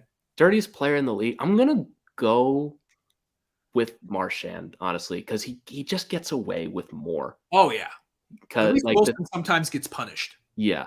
Like Wilson and the Reeveses of the world. I feel like Reeves is kind of actually better answer. PK Subban. This season, PK Subban, absolutely. The screw footing is out of control. And he has been punished. Has he been punished? Yeah, he did. I think he's been fined. I know that for sure. Yeah. Oh, man. And because he did one against the Caps, too, on Garnet Hathaway the other night that just flew under the radar as well. I mean, he's done it like 5 times. Yeah. Yeah. And Steve's saying Marchand. I mean, I'm not going to sit here and argue that Wilson's a saint or anything, that he's not dirty, because he is. But with Marchand, just the little things that he does, I get it's supposed to get under people's skin. But it's just like hitting someone in the back while they're down and then evaporating in the back of the pile. Like that stuff has always rubbed me the wrong way. Yeah. Marchand's not my favorite. Yeah, they did score, but we're gonna get this one back here. I mean, the shots in this period they're showing now are 9-2 for the Blackhawks. They've definitely come out and they probably got Stern talking to in the intermission. Yeah, they got a good little pep talk in the locker room. See, Boumanis, first time your stream. You do every game. We do one here at the Hockey Podcast Network just about every day. For me and Christian specifically, we try to do some of the road games every now and again. We're aiming for at least one a week. You know, it's hard to do every single game, and we do really good streams here at the Hockey Podcast Network. Neil, the host of the Devils podcast, does one every now and again. Isha and Dylan, the founders of the site, do one pretty often. And we got a bunch of new people coming in and starting these live streams here with us. So we don't do them every game, but here at the network, we try to do one every day. Yeah, we mostly do road games because I am a season ticket holder for the Avs. I do go to a majority of the home games. So we try and hit most of the road games. Mm-hmm. See, Donnell's saying dirtiest players are Marchand, Wilson, and Gudas. Hard to argue. Gudas is definitely underrated in that regard, too. Yeah. Stefan saying, hi, Perk. And Ben Middlesworth saying, love from Belfast, Northern Ireland. Dude, been trying to find a stream for a while now. So mega cheers for being here. My guys, new sub straight in. Ben, you rock, buddy. We love you. Thank you for hanging out with us here for the Blackhawks and Avalanche game. We appreciate it, buddy. Nice to see you, fam. Hey, guys, do you have Adidas away jerseys or not? And which Avalanche jerseys do you guys like more, the home or the away? For the last bit, I've always liked home jerseys more. I've never been a big fan of white jerseys, honestly. They're same reason I don't like bland jerseys. I like seeing color on jerseys. But Christian, you were going to say something. Go ahead. Yeah, no, I'm waiting on an away jersey. I ordered a Byram jersey. I lost a bet to myself and had to buy a Byram jersey after he scored a goal. I ordered it on Thanksgiving weekend, and it still isn't here. You've been telling me this story for a while. No, it's ridiculous, man. It still hasn't shipped. Fanatics, get together, man. But I'm agree with Griffin. I like the home jerseys a little bit more. I think the Avs third jersey is probably my favorite. I agree with that too. And I don't have any away jerseys right now. I had a Capitals one that I got a bunch of mustard on. So that's my fear. I'm the biggest slob on the face of the planet, so I'd ruin those jerseys. Yeah, I was young. I wore it to a restaurant. Yeah, I would ruin it. Yeah. Best jersey, Oilers gear drop might be biased. Oilers got some pretty good ones. They're pretty. I like the Oilers colors. Yeah. Gudas is a scumbag. You know, I have a soft spot for Gudas as a former Cap, but I hated him before he was there. I would make no mistake on that subject. I only have a soft spot for him because he's on the Caps. That is full bias. Yeah. We're not ashamed to admit our bias. Yeah, and thank you to Ben once again for joining us for this stream. Say it's doubtful he starts, but it's not a no. He was in training camp yesterday, referring to Robin Lehner. And from what I saw earlier on DraftKings, he is not starting tonight. They could sneak him in, man. The NHL loves to do that shit. Mm-hmm. They love it. Ooh, Avs have not been good this period, Griffin. They have They have not been not good. been good at all. I'm trying to distract myself with these comments here before I say anything too negative, but it's not been good at all. Darcy Kemper's been good though. He's been near perfect. I wouldn't really put the one goal on him at all. No, I mean, I've had problems with his rebound control, but that is a bouncing puck going everywhere. There's not much many goalies can do about that. nope. Got Nope. Soda Pod join us. Hey guys, nice jerseys. You might have missed the part where Christian was trashing your jerseys a couple minutes ago. Never. I never said anything bad about the Wild, man. Never. I would never say anything bad about that trash organization. We would never do that. Ever. Never. Hope you guys keep doing well with your YouTube. I know it's really hard since I'm at 320 after a year. Mr. Taylor, 320 after a year is really good. That's really good. I mean, we are a network. That's almost a breakaway for the Blackhawks. Just rolled away from Entwistle, I believe that is. I can't tell the name there, but 320 subs after a year is really good. And, I think we were under that for over a year for a long time as well until we started doing the live streams from what I remember. So that's nothing to be ashamed of, buddy. Keep doing what you're doing. But you said you were 14 earlier. You're doing amazing, friend. Do not beat yourself up over that number at all. You are going to do just fine. Oh, McKinnon took a hard hit there from Murphy. See, nice. Thanks. I'll be watching more often. Can't stand the arena jersey. Talking to you, Chris. Hey, it's all right, man. It's a beauty. It's an acquired taste. Oh, so I wouldn't bring you on the show if you were spineless. So, see, the Avalanche wore those chrome helmets in the Stadium Series against the Kings. I don't remember. No, they wore dark blue helmets with this logo on it. It was sweet. They didn't wear the chrome ones.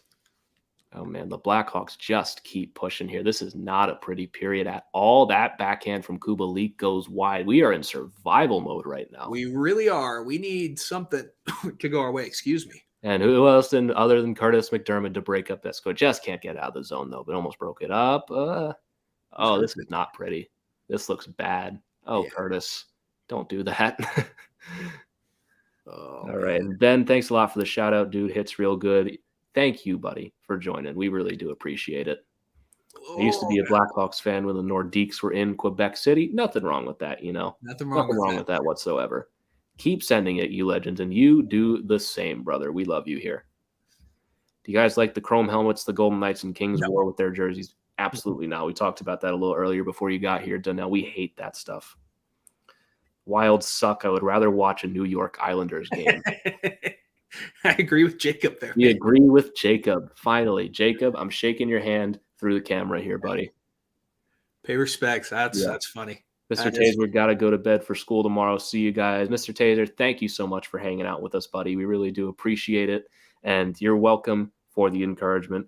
As always, you're doing great, buddy. Don't let anyone tell you otherwise.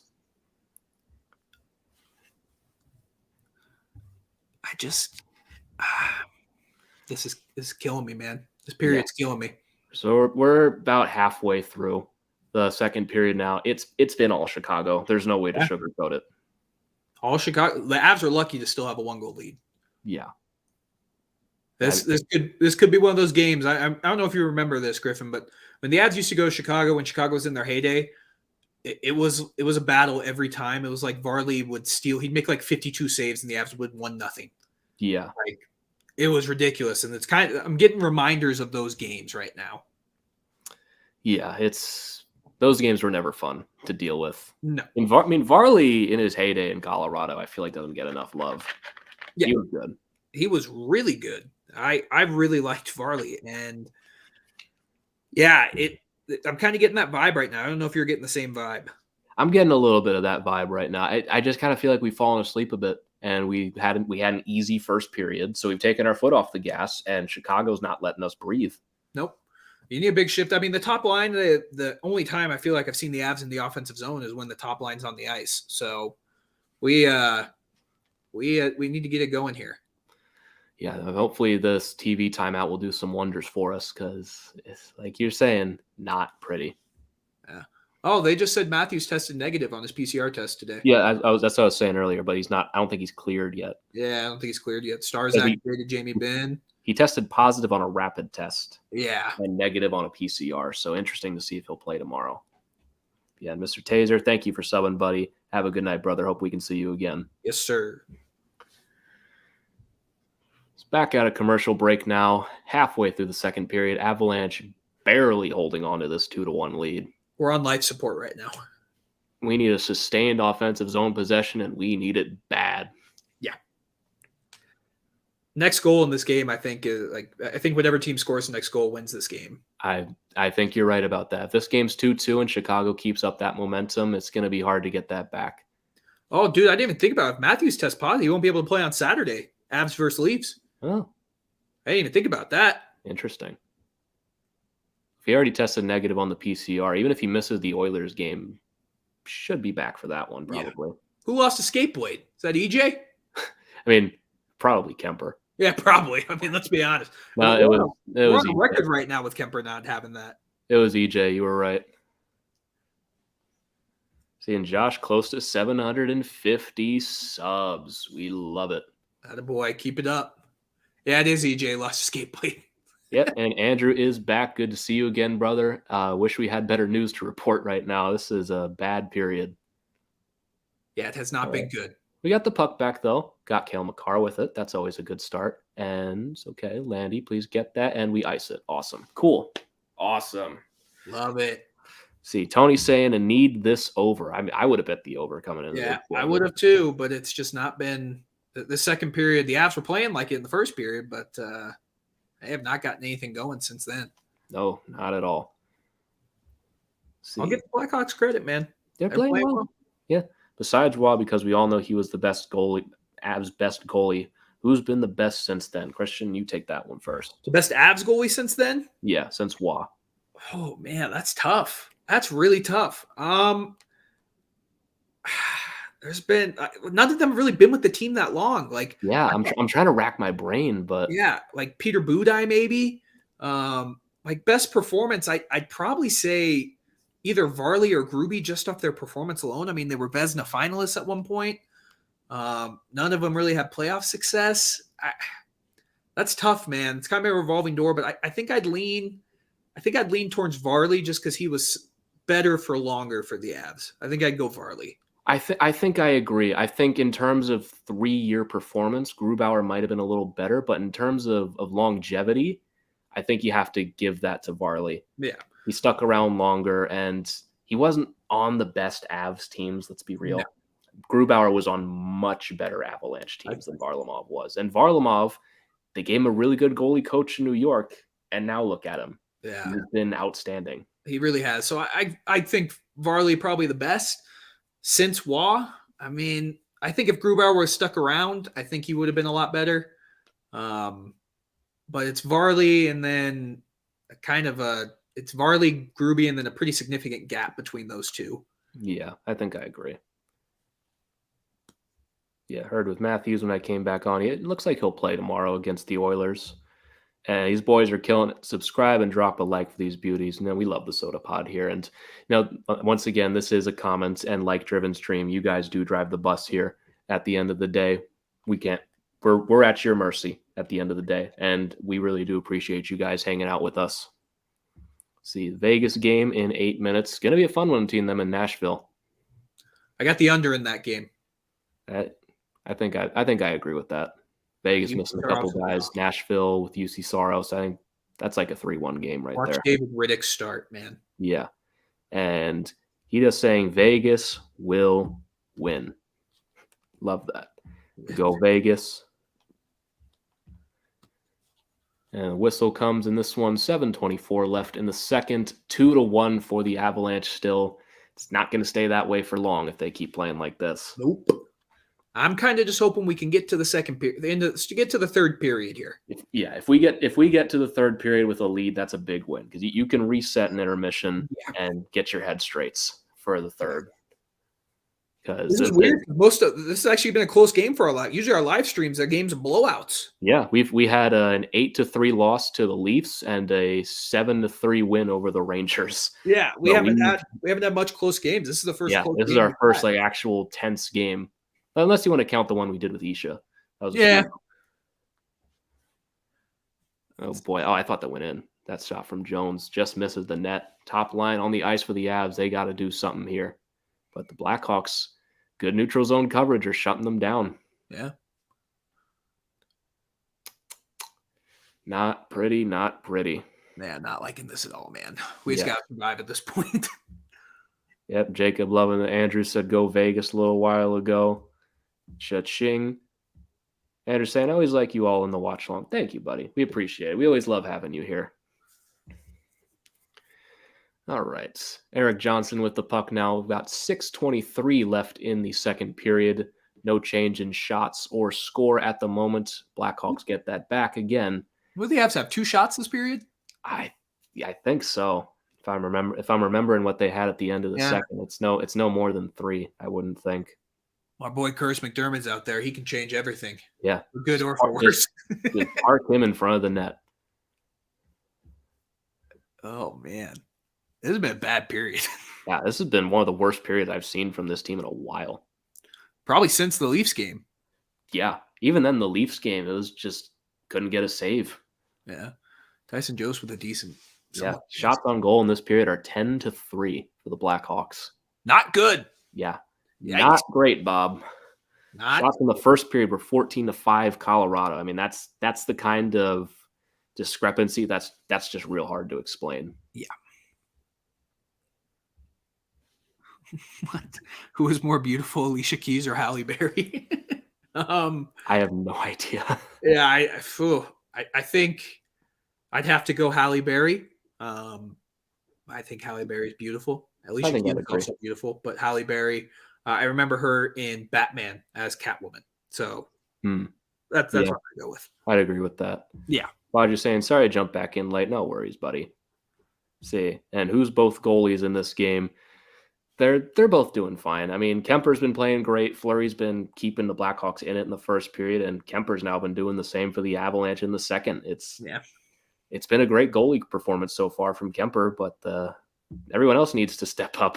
Yeah, they need to step up, and this game's still very winnable. I mean, you're up by 1, which is I'm going to say that's a good thing right now. Yeah, it's more than we deserve to be. Yeah.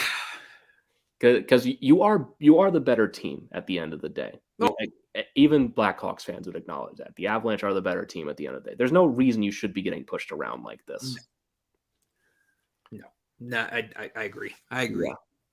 3-1 before intermission. I certainly hope so that we can get one and change this momentum going into the third. Like we said, if whoever scores this next goal is going to win the game. I was just saying, I don't remember if I predicted it. He did, didn't he? Yeah, he did. Didn't he say 5? He said 5-1 Avs. 5-1, yeah. He agreed with me. He did. Yeah, we need much better from the Avalanche here in the final minutes of the second period. It's not a question. And the top line really hasn't done too much today. They had some good looks on the power play, but outside of that, not much. Yeah. Goals from Eric Johnson and Alex Newhook.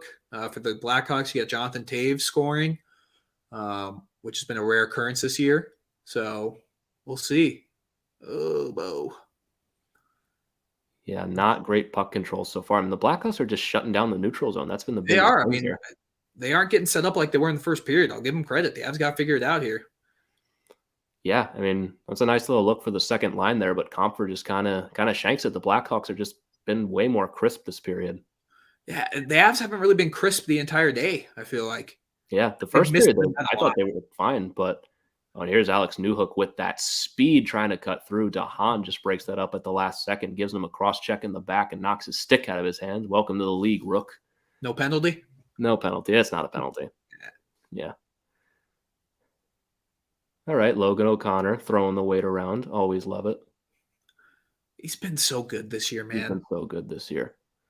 I love Logan O'Connor so much. I mean, I didn't really have anything to say about him coming into the season, but he has proven himself to be by far the hardest working guy on the team. Well, he stepped up in the bubble for the Avs, and I thought he had that, but I didn't think he had this. I knew he could be a good fourth liner. I didn't expect him to be contributing in the top 6. No, I mean, he kind of got put in the top 6 out of necessity because we didn't have anyone. And then it just worked so well, he never left. I guess he is technically on the third right now, but he can easily plug into that top 6 again, no problem. Like, who would have predicted that coming into the season that he would work with McKinnon? Not me. Yeah, not me. Well, anyone who works with McKinnon seems to play well, but like McKinnon set him up for that game winner against Anaheim a couple nights ago. Crazy. That was a crazy good goal. What are we reviewing here? Can't really tell because it's one of the tough things about live stream. We have no audio, so we have no idea what they're talking about here. Got the top line out on the ice for the Avalanche. McKinnon will win that draw, and you got to get something here, and they immediately turn it over and out of the zone.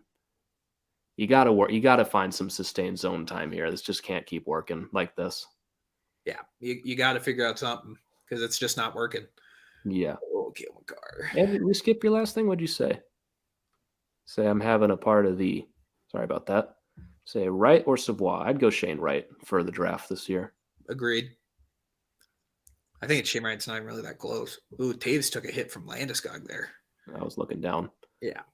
So you tougher go for the Leafs when we have our starting goalie and almost complete team on there. Yeah, absolutely. It's not going to be another 8-3 game. No, absolutely. We may beat them 8-3. Yeah, it's going to be that's going to be a real fun game. It's hockey night in Canada. I'd say outside of the Central Division, probably our most important game so far. Outside of the immediate like rivalries and like playoff implication games, this is our most important one. Yeah, agreed. See, and Vegas game is on. Have fun, yo. Yep, we'll see you later, Jacob. And we're on your side with this one. I think Vegas takes that one. Yeah, I think so too. It's going to be a close game, low-scoring game. See, I picked up O'Connor in fantasy. So far, no regrets except for that stretch where he didn't do that well. Yeah, I mean, for a guy like O'Connor, you can't be too surprised if he goes a little while without scoring points. Especially if his minutes get reduced. Yeah, if he's on the third line. If he's on the top line, I'd absolutely put him in. Yeah. But when he's on the third line with Newhook, I mean, might be a couple of games where he's just not doing much. Oh, man, the Avs just cannot sustain any pressure. Yep, and have Logan Thompson in net for Vegas, like I was saying earlier. So we got, I love Tampa Bay from Senegal and Africa. Hello. Thank you for joining us all the way across the world there. It's crazy. That's just kind of crazy to think about. I don't know.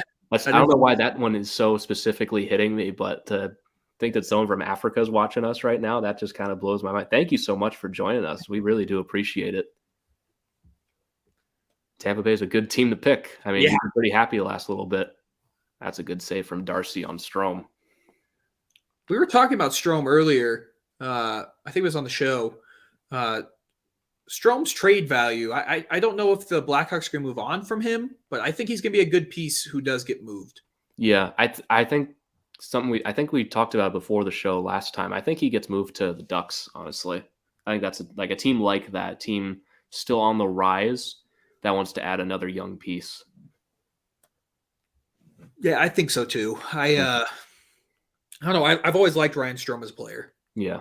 And Faji was saying, I think he had minuses and no points. Yeah, I know what stretch you're talking about there. He was right before the break. He's went kind of quiet for a little bit. But the thing about Logan O'Connor is that he's not always about scoring points. It's the energy that he brings is always top notch. Yep. See, any Ducks players had COVID or Philly? I think not in the last couple days. I was worried Philly a little bit because Philly had Claude Giroux and someone else get added today. Oh, they did. I totally missed that. Yeah. Yeah, I was worried because the Ducks had some guys going into protocol just a day or so after they played the Avs, and I was worried that we were going to have some guys going in, but it looks like we got lucky. Yeah. Oh, come on, Kale. Oof, man, Kale's just been a little off today. And McKinnon just can't get that rebound, and Rantanen breaks his stick there. That's just some bad luck. I mean, we talk about McKinnon and his shooting luck recently. You got to think at some point these are going to start going in. You hope so. Oh, my gosh. Remember, everyone, I'm on like a 5-second delay from Griffin, so I just saw the McKinnon play. That's brutal, man. Yeah. That's just the way his season's going so far. Yeah. Fudges, it was like a full week and a half right before the holiday pause. Yeah, he struggled a little bit. We got Ray coming in. Favorite team, the Blackhawks, saying hi from Mexico. Thank you for joining us, brother. We really do appreciate it. And you picked a fun little stream to join us for. This is a pretty tense game. We haven't had a live stream like this before. We never have. That's what's weird. It's been close. Yeah. Andrew, Avs been playing better these past 5 minutes, I'd say. Yeah, they've picked it up. They've got their shots now going. Okay, the first 15 minutes of this period. Oh, just sail it over the net. Okay, well, I can work with this. This is yeah. Yeah. Build a little bit of positive momentum. Yeah. Andrew, you don't need to apologize for it. I miss comments, so it's nothing personal, buddy. Yeah. Sometimes it just happens. Oh, get that out of there. Okay, thank you, Darcy. Boy, that would have sucked to go this entire time and to have this tied in the going into the third after this long. Man, thank you, Darcy. Yeah. Man, oh man. Dude, he's so good. Andreas, how's it going, buddy? Thank you for joining us. And Bowman is saying he's got the same delay. Even with that, I'm enjoying it. Yeah, I mean, it's a pretty fun game so far. Yeah, it's been. I did not expect a low-scoring game, good defensive battle, but it's turned into that. Yeah, I mean, especially a goalie duel so far. I mean, we're now tied 21-21 in shots. I did not expect that coming into this period. That pass by Kane there to set up that last chance was ridiculous. Yeah. Darcy Kemper, 10-1 in his last 11 games. Yeah, that's pretty good. I know some Avs fans have been giving Darcy some grief, but I thought he had a rough couple games, but he has been fantastic these past couple weeks. Before the pause, he was great. Oh, and McKinnon just couldn't get it to Landeskog as we're down to the final 5 seconds. Kane on a breakaway with 1 second to go. Does he get it off? He does, but he does not score. Second period comes to a close.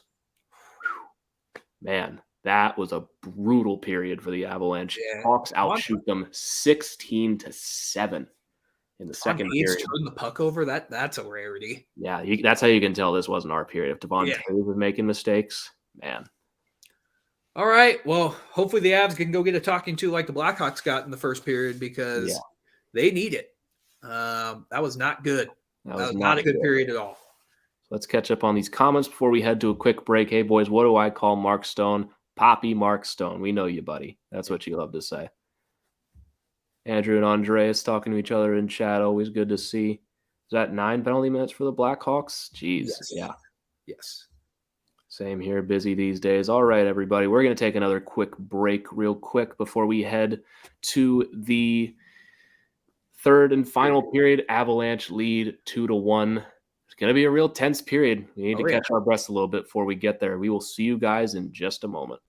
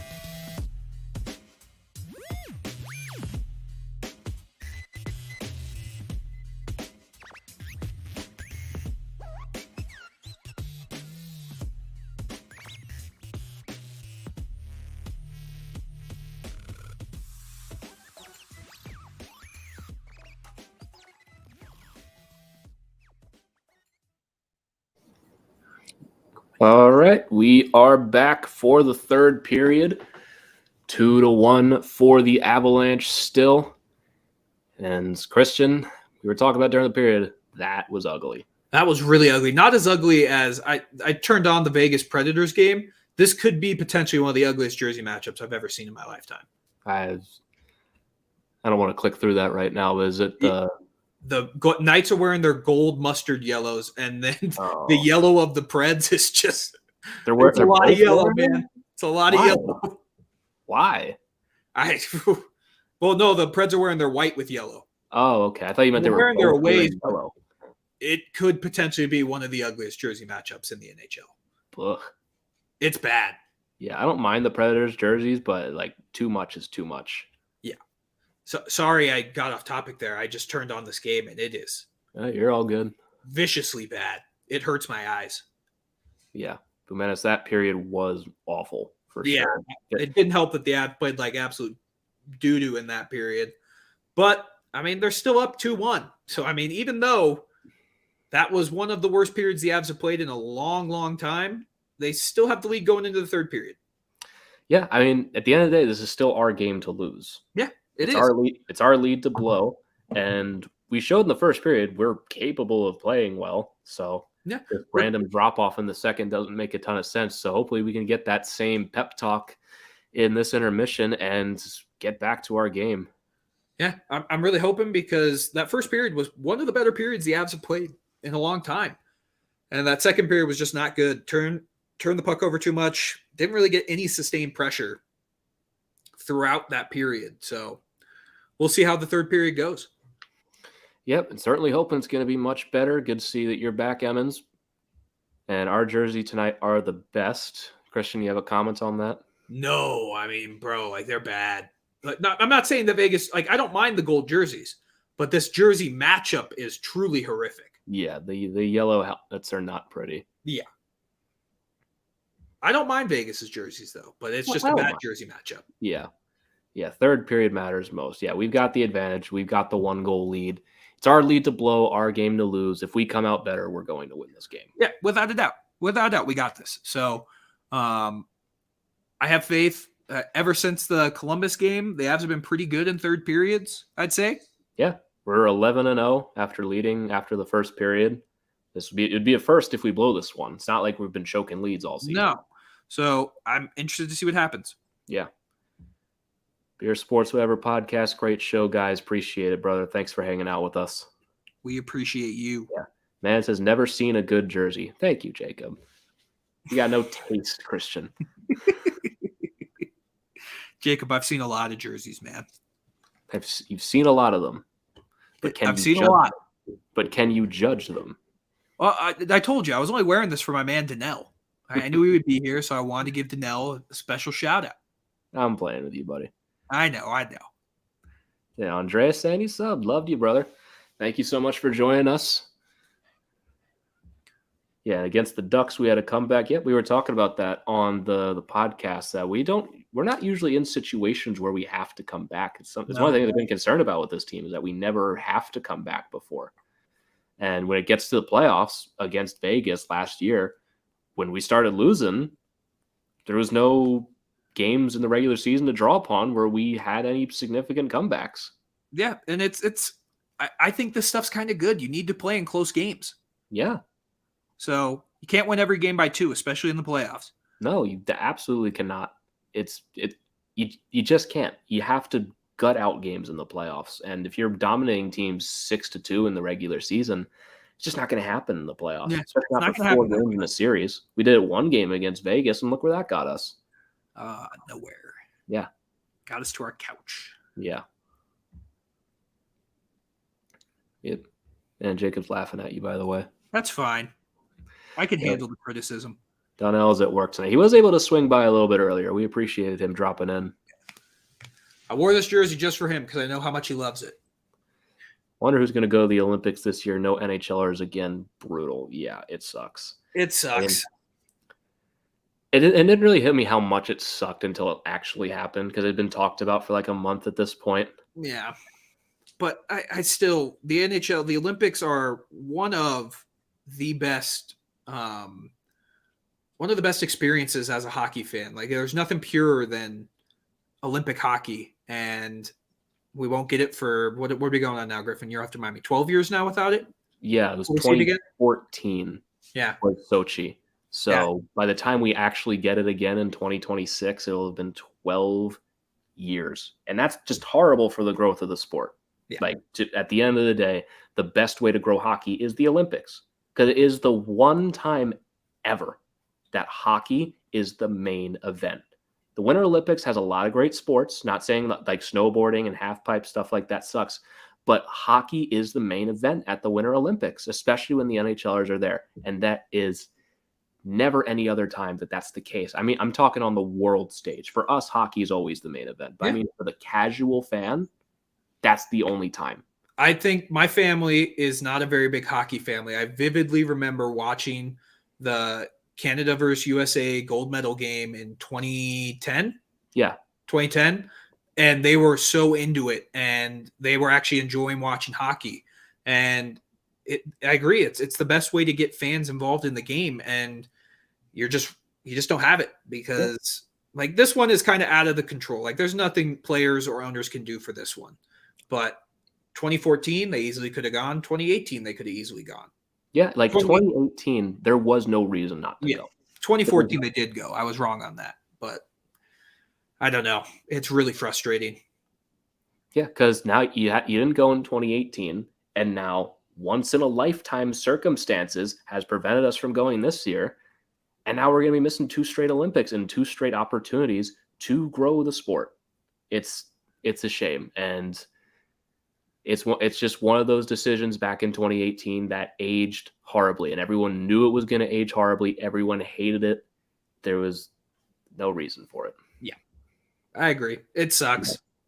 We could talk for hours about it because it's really sad. But to answer your question, who I think's going to go, I think it's going to be a lot like it was in 2018.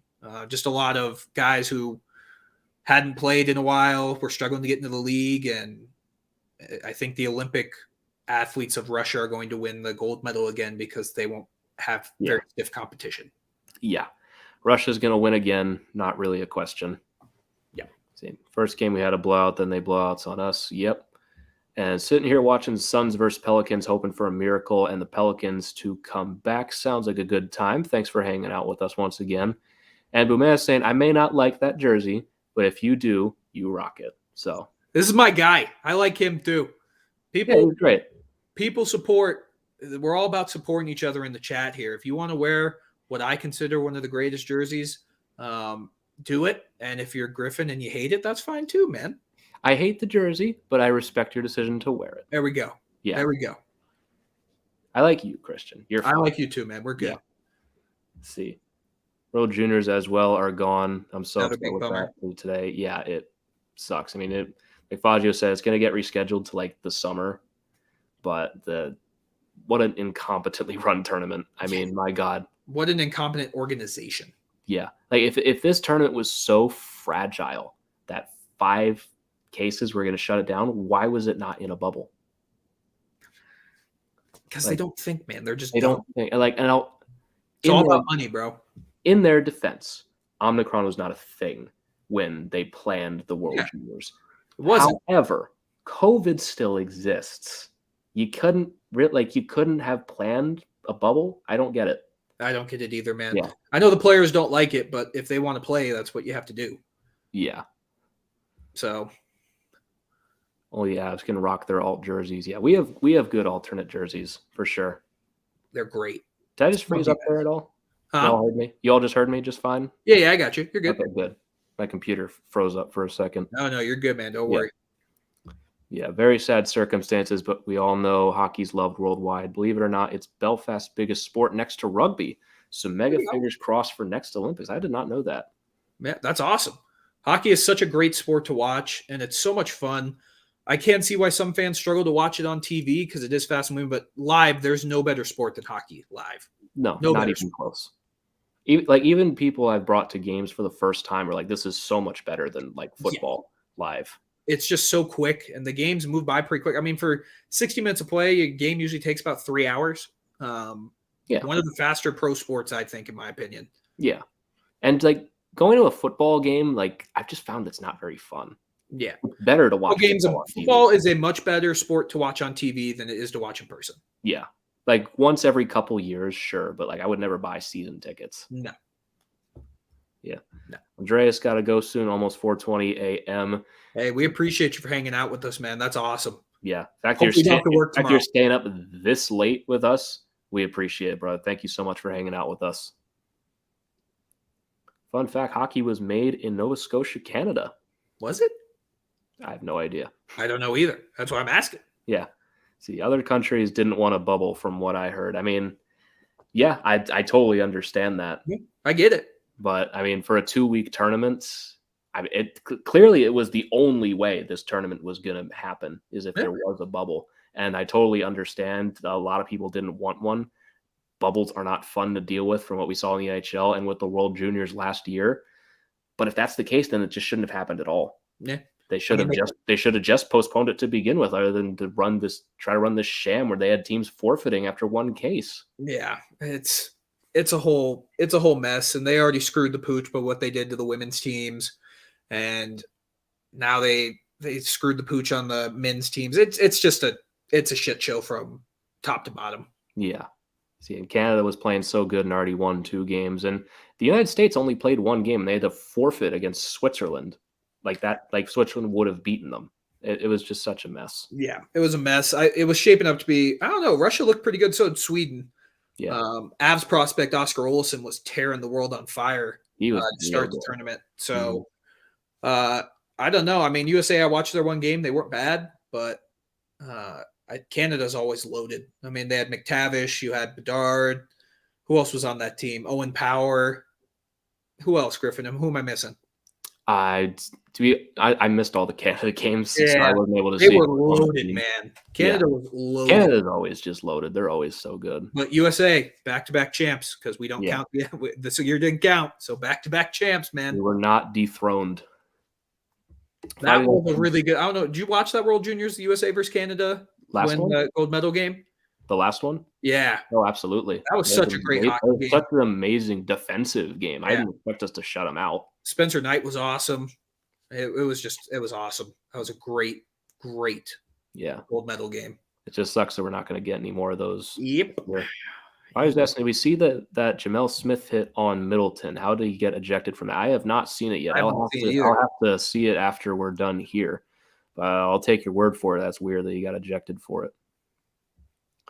See, I agree. Haha, TV hockey, live stream hockey, any of it's amazing in my personal opinion. Agreed. Hard agree from us, brother. Yeah. I watch way too much hockey. Probably. Yeah, a doctor would probably consider my habit healthy. So you can't believe that review still got him a 5-minute major. I'm gonna have to catch up on this one. Yeah, we're gonna have to. Yeah. 3:20 in the UK. Guys, you're nuts. I'm tired of midnight here. Yeah, I mean it's 8:30 in Colorado right now. I was about to say in the Colorado. Man, I always think I'm so brave on then you see like, oh, it's midnight, but I'm gonna record an episode anyway. And there's people here in chat like, yeah, I'm hanging out watching a live stream at like 4 a.m. Yeah, you guys are nuts. I love you guys. You're amazing. Oh, that's funny. Yeah. Smith hit was clean. I'll keep that in mind when we get to watch it. What is goalie interference now? It's dumb. The refs don't know what it is. That is a fantastic question because I don't know and no one knows because there is no clearly defined rule for goalie interference and it's all just completely up to interpretation. Yeah, it really is. The NHL makes up the rules as they go. It's just the way it is. The quicker you come to accept that, I still haven't accepted it. I still get frustrated, and I shouldn't because it's going to happen, man. It makes no sense. Pierre-Luc Dubois just scored. I don't know if you have him on your DraftKings lineup. I do. Yes. Yeah. Pierre-Luc Dubois maybe some good money this year. Yeah. But yeah, the rules don't make any sense, man. They don't. No, they never make any sense. No precedent carries over game by game. It's up to the interpretation of the officials and of the situation room on a game by game basis. Like none of it matters. Yep. None of it matters. See, James Creighton in 1872 moved from Halifax, Nova Scotia to Montreal, bringing skates, hockey sticks, and a game with a basic set of rules with him. Love a little bit of hockey lore. I'm going to trust Jacob that he's right there. I've never actually thought about who created hockey. Yeah. Learning some hockey lore here at the Hockey Podcast Network. There, the man in my profile pic was also really good in the World Juniors. Who is it? I can't. Is that Perfetti? Is that Perfetti? Yeah. Cause I want to lean too close and just like have my face. Yeah, you don't want to see that. I mean, you want to see my ugly grim. But I think that's Perfetti. It almost looks like a Germany jersey. Oh yeah, he's a Jets guy. That would be Cole Perfetti. Yeah. Yeah. Yeah, not with the outcome and Zegras hit on us. Yeah, we gotta get caught up on the. Yeah, I gotta see that here because I got 4 games on right now, and I didn't see anything bad. Yeah. We'll 10:20 report here in after. Detroit. Yep, finally someone on the same time zone as me. Yeah. Yeah, Ben, love you too, brother. Yeah, most penalties are never clearly defined. Yeah, because the rules are made up in the NHL. Yeah. Nothing's real. Pierre-Luc Dubois, 2-0. Let's go. There's more to it. YouTube just hates long messages. Hey, thank you, Jacob, for getting us caught up on the hockey lore. We appreciate it. And once again, thank you to everyone for joining us tonight as we are starting the third and probably final period now. Hopefully final period. Yeah. Oh, man. But yeah, this is a like and comment driven stream. So if you guys just keep talking to us and liking the stream, it's the best possible thing that you can do for us if you want to help us out. Because we're, like I said earlier, we are at your mercy. You guys drive the bus here, and it really does mean the world that you guys hang out with us time after time again. You guys are the best. Yeah, and it is Cole Perfetti. Nice, man. My eyesight's not as good as yours. Well, I mean, I also leaned all the way in. Yeah. Terrible for live streaming, but I hope no one was watching that on their TV and just got like a, Full there's face. my close up of my face right here. How's my beard look? Yeah, please back that man up. You look better like this. Oh man. Let's say Hawks are gonna win. I'm predicting it now. I mean, the way Avalanche with a nice little start here, 30 seconds in. That's a nice little shot from main man Devon Taves, but the Hawks played well in the second period. I think the first few minutes of this third are really gonna define how this goes here. This has been a good hockey game. Oh yeah, that was a good shot by Taves. Yeah, we have a penalty coming up here. Oh, Nathan McKinnon laying a a hit. big hit on Kurashev. Did they call a penalty? They blew the play dead. Doesn't look like there's a penalty coming. Again, no audio. Nope, they did. Yeah. They went into the box. Chicago power play. 34 seconds into the period. Yeah, I mean that's puck's not there. It's a good call. Yeah, it's a good call. Yeah. Can't do that. Yeah, it's a good call. Well, big penalty kill coming up for the Avs here. This would be big for Chicago if they get this tied up early in the third period. Yeah, like we've been saying, next goal wins this game. Yeah. Oh, Troy Terry just had a beautiful goal. I don't know if you saw that. Oh, good. I have him too. I might be a big right now on DraftKings. Yeah. What about the price trade to Avs? Any updates? Never gonna happen. It would be a first for me to have any update on that at all, honestly. I don't think something we talked about at the deadline on the show is I don't really think the Avs are going to do much. Honestly. Nope. If Price is going anywhere, it'll be to Edmonton. Yeah, that's the only team I could think who would overpay for him. I feel like Edmonton, I don't think 5 firsts is too much for a goalie. You got to at some point get someone who can stop a puck. And you don't even know what you're getting at Carey Price, man. Yeah. Go. I mean, the man, the myth, the legend, Logan O'Connor's on the ice. I feel pretty solid. Yeah. I don't know if you saw that. Jared Bednar said he's probably going to play McCarr and Taves more on the PK, which I think is desperately needed for this app. Yeah, I think that's good. I think you need to. Especially with the healthy Byram back and Gerard and John. You got a pretty healthy decor right now. I think you have to. Boy, that puck go all the way up and out of play. Oh, God. Oh, boy. Anyway, gonna say goodbye again. I'm gonna watch my ESPN Plus again. No problem, buddy. Thank you so much for hanging out with us. We really do appreciate it, as always. Is Nathan playing tonight? Oh, there he is. Yep, in the box. Found him. Did they call a penalty on Taves or Jose there? They're still talking about it. So we'll wait to see if we'll have to kill off 64 seconds of a 5-on-3 power play. And 2-0 Ducks. Troy Terry with the goal for Anaheim. Price is the new Watt in town. He certainly would be if he came here. Yeah, he would be, but I just don't – money doesn't work out there, man. Yeah. And you got 2 minutes, delay a game, 5-on-3 for the Chicago Blackhawks. This is a pivotal moment in this game. Yeah, man, that's a good call again. They got it right.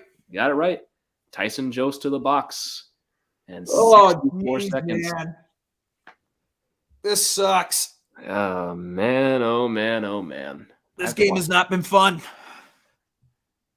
Yeah, that one went out clean and right into the penalty box. Yep.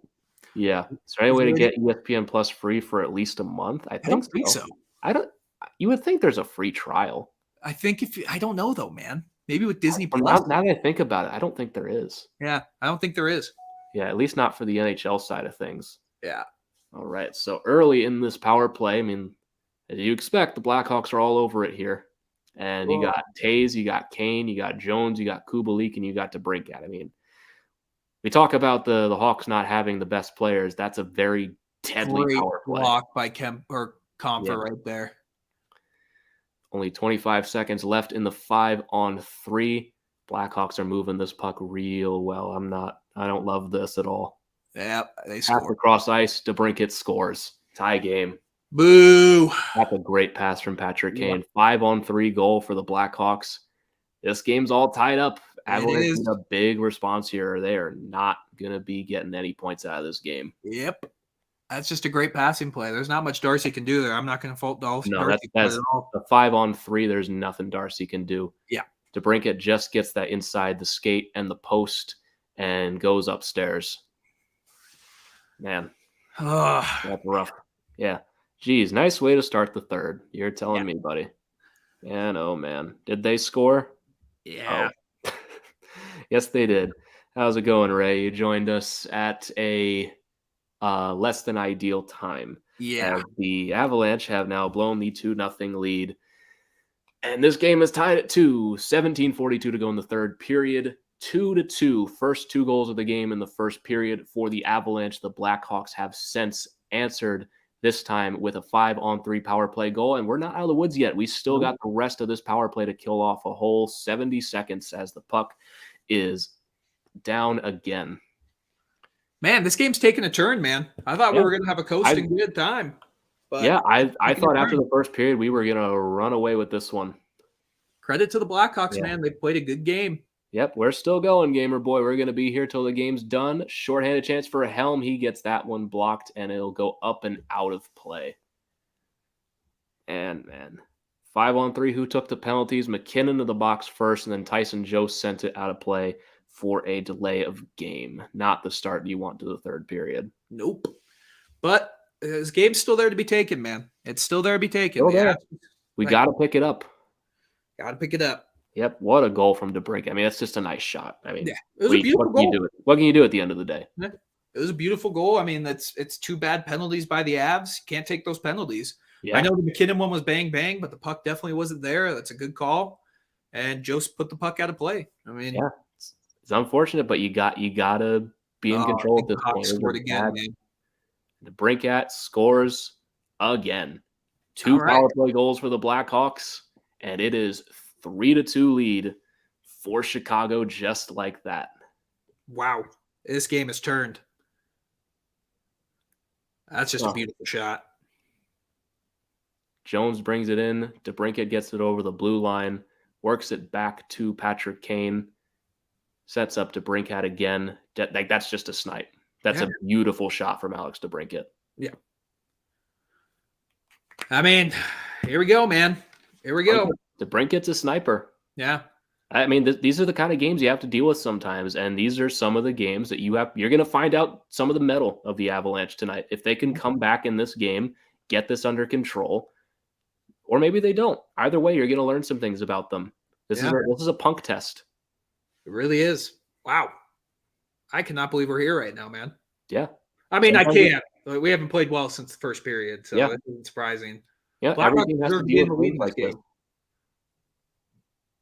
Kenna with that shot sails it over the goal. I mean, you got 16:34 left to do something here. And if the Avalanche wake up, then they've still got a shot in this one. Momentum's all on the Blackhawks side right now. But it's not over yet. Not over yet. Oh, McKinnon just rang that one off the post, too. Of course. Why wouldn't McKinnon be ringing shots off the post right now? He can't catch a break to save his life. Yeah. Oh, my. Oh, my God. Now they take over. OMG. DeBrincat again. Hopefully Vegas and Avs still win. Yeah, I forget. Who had the guy who had like $2,000 on the Avalanche? Yeah. Oh, my God. That guy's sweating right now. That poor guy. Smoke them Avs. I don't care what y'all say. Yeah, we're hoping they can come back here. Top line is clicking for the Avs or for the Hawks. That power play was real good for them. Yeah. Avs PK. I mean, we were talking about that on the show. It hasn't been great. Yeah. We insist on taking penalties. We need to learn how to kill them. Yep. And Fleury got a date with his posts, as he usually does sometimes. He does. Man, I cannot believe this game's turned this much. Yeah. I really can't. I really thought the first period this was going to be all Avs, and it has not. Yeah. It's terrible second period. Escaped with 1 goal, 2 bad penalties in a row, and now all of a sudden you're losing. Brutal. But, I mean, ever since the penalty's been over, it's been Avalanche been in control, I say, as Burakovsky turns that puck over. Typical. And gets it back. All right, that's progress. Okay. Gets it out in the end. Yeah, so much for Avs puck line. Yeah. You would be correct, sir. It was looking good, and we were up 2-0. Yeah, I was feeling great after the first period, up 2-0. I was like, okay, this I should have cashed out after that. Yeah. Yeah, Hawks are a stacked team. I mean, when they're playing like this, I mean, they're a tough team. But just the problem is they don't do it consistently enough. Yeah. Yeah. You guys from Colorado or no? I'm actually from Maryland. Christian's from Colorado. I am from Colorado. Oh man, that was just a great shot by DeBrincat, man. It really is. I mean, that second one especially. That's a howitzer. DeBrincat's a real underrated sniper. He really is. He had 40 goals 2 Yeah. years ago. 3 years ago now. He had last year. He was top 5 in goals. Yeah, he was really good. Yeah. They got him on a steal of a contract too. That's like I'm saying. Blackhawks have some good pieces. They've got some good pieces. Just Bowman did not do a good job filling out the rest of the team. No. Okay, getting some pressure now from the Avs depth guys. Obey-Q Bell almost got that one. And look at Devon Tays getting it all back in order again. As he does. And he just chased that puck down behind the net and sent this one up. Him and Makar having a great shift right now. This is the best shift we've seen from the Avalanche in a while here. Come on, It's coming from your energy guys on the third line. See, here from Quebec, Habs fans, since you robbed my team and my goalie. Yeah. That's fair. We still love that little Patrick Waugh trade. I mean, you should have taken him out of the goal. Should have. We simply just picked up the pieces. Yeah. Blackhawks are good because of Fleury. You know, Fleury's had a weird season as well because he hasn't been perfect either. No. There's some of that you can credit to the Blackhawks not being great all the time this year, but other times he's just had some weaker goals. Yeah. Blackhawks today, Fleury's been the reason good. they're still in this game. Yeah. He's been very good so far, and they've taken advantage here in the third. I do like the Avs are getting some pressure here. I think they're going to score here soon, man. I still think we're getting this game tied. I think this game's far from over. Yeah, imagine explaining to a Pens fan in 2016 there was an expansion draft in Vegas, and the Pens left Fleury unprotected over Murray, and Vegas took him. And after 3 years with him, they threw him to Chicago. Marc-Andre Fleury's had a very strange career trajectory for no reason at all. He's never really been bad. Yeah. I mean, the thing is with the Vegas expansion draft is that Matt Murray had just won his second straight Stanley Cup. Yeah, you had to keep him. Yeah. Hindsight is always 20/20, but you just had a young goalie who, before he even played his rookie season, won a Stanley Cup. And then you just had Fleury taken out against the Senators in the Eastern Conference Final. Murray comes in, wins that series, beats Nashville in the final. It's not as simple as just they left Fleury unprotected. At the time, they kind of had to. I mean, it was a smart decision. It was a hard choice, and it aged very, very poorly. Yeah, but sometimes it just happens. Sometimes, I mean, the Penguins single-handedly, the reason why they lost a couple playoff series is because their goaltending's been atrocious. Yeah, I mean, Tristan Jarry single-handedly lost them a series last year. Yeah, you look at what ended their back-to-back cups against the Caps. Murray had a couple of leaky goals in that series, and next year against the Islanders, they got destroyed. Far more than just goaltending. Yep. Then against Montreal, both Murray and Jarry were bad. Then against the Islanders, Jarry single-handedly lost them that series. Yep. I mean, without a doubt, it's not even a question that he did. It was. Yeah, he single-handedly lost them that series. That's what was not the save percentage in that. What was the save percentage in that? I think it was terrible. I don't have it in front of me, but that game 5 in Pittsburgh in overtime, he gave that puck away. Yeah. And then in Game 6 in New York, what was it? 5-6 goals. Like they never had a shot. It was bad. The thing was, the Penguins were good in that series. They were really good. Yeah. It's just that they didn't get a save. Yeah. Like the Penguins could have gone far that year. They really could have. Yeah. See, DeBrincat for the hat trick. I mean, if the score holds and the net gets empty, then possibly. That's a natural hat trick, too. Yeah. Yeah, new lines for the Pittsburgh. Shit happens. Probably, honestly. Mm-hmm. Leonard holding it down. He's not playing tonight. Logan Thompson in goal for Vegas tonight. 0-0 in that game, Griffin. Yeah.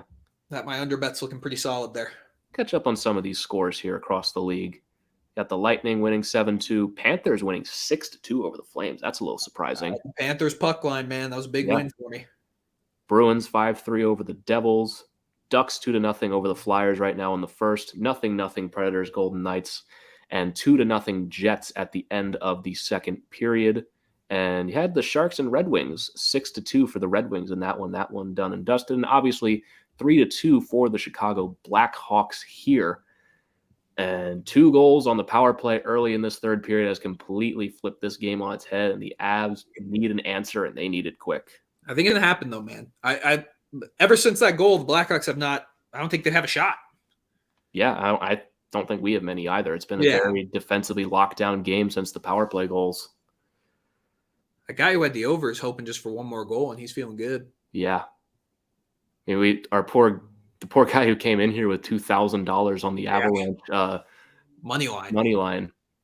I'm sure he is sweating bullets right now. Yeah, I mean, you got to bet big to win big, but yeah.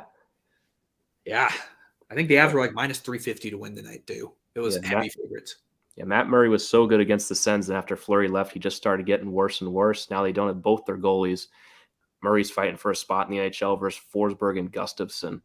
Yeah, the thing with Matt Murray, and this is a thing with a lot of young goalies, and to Jordan Binnington to a lesser extent, but still it applies to him, that sometimes goalies come into the league at a young age, they're ready for the NHL, and there's no tape on them. Guys don't know how to beat them. And for Matt Murray, that bubble lasted for 2 years, and then people figured out his glove side is horrible. And people just started sniping on him day in and day out because he couldn't make any glove saves. Yep. That's one of the reasons the Caps beat them that year. They finally won the cup is they started shooting glove in 5-hole, and he struggled a lot. And with Jordan Binnington, he came in, no one knew how to beat him. He carries the Blues to a cup, and then he's still good today, but there was a couple times that he struggled a lot once people figured out how to beat him. Yeah. But he definitely adjusted to the NHL much better than Matt Murray. I mean, look what the Avs did to him in the playoffs last year. Yeah. All right. Let's go, Avs. Let's get this going here. Yeah. Oh, they put O'Connor on the top line. I don't know if you saw that. Good. Need some energy back out there. Yeah. Also might have just gotten stuck out there. He's still out there with the third line at the moment. Yeah, and Murray's also way overpaid. Out hilariously overpaid. I remember I thought I wanted the Avs to pick up Murray when he was available for trade. I'm glad they didn't. Yeah. Yeah, like I was fine with the Senators getting him. It was the contract that they gave him immediately. Yeah. I was like, what do you do? Why? Why would you do that? Because the Senators had so many they could have lit a second round pick on fire, no problem. They had like 7 of them. Yeah. And just to see if you can get a former Stanley Cup winning goalie. But they gave it, 4 years at 6.25? Like, yep. Why? Why would you do that? It was such a bad contract, and now he's in the AHL. No, he's back in the NHL. Oh, that's right. He did play against the Leafs the other night. And he wasn't bad. The score looks bad, but he was actually pretty good in that game. Yeah. Like, man, they gave up 2 goals. Yeah. I want to see a little more from the second line so far. Kadri had a nice start. Yeah. Kadri had a good start. He got the assist on the Johnson goal, but Berkey's been very quiet tonight, and I haven't seen a whole lot. You're missing Val. You're missing Val. Oh, I speak of Nazem Kadri. Almost got that through to Comfer. Oh, man, what a nice play from Naz. Almost ends up in a goal for the Avs. They're coming here, man. They're coming. We're going to get this game tied. I believe it. I think we're going to overtime here. Oh, what a move. All right. Top 6 looks like they're performing a bit now. Yeah, that second period is what really cost the Avs. Oh, is that high stick? They get a penalty on that? Nope. Doesn't look like it, no. I think that Pittsburgh and Chicago make the same mistake now. They kept Crosby, Malkin, Taves, Kane. The Penguins are just fine right now. Keeping Crosby, Malkin's absolutely the right call. With the Blackhawks, I think they should keep Kane. Taves, I feel like that era is pretty much over at this point. Yeah, I agree. Yeah. And Malkin says here, to complete the rebuild, Chicago must trade Taves. Yeah. You were saying something about Malkin? Yeah, Malkin and Crosby have been really good. I think Malkin leaves after this year, but they're not going to trade him. Yeah. I mean, in Malkin's defense, he literally hasn't played this year. He's been out. And Crosby has been still very, very good. And he's still very good. I love how people like to say he's fallen off. He is not fallen off a cliff. Oh, yeah. Like he's not a 120-point player anymore. Yeah, he's fallen off, sure. Oh, Jost almost had the luckiest goal of his life. That was a very nice play, getting that puck out of the air as Makar just keeps dancing with that puck. He's going to get them on the board here. Makar is just playing so well this period. Let's see, woke back up. Seems like the Hawks are winning. Yes, they are, buddy. Yes, they are. See, who's the worst starter in the NHL right now? Worst start. I mean, it's got to be Mike Smith. It's Mike Smith. Yeah.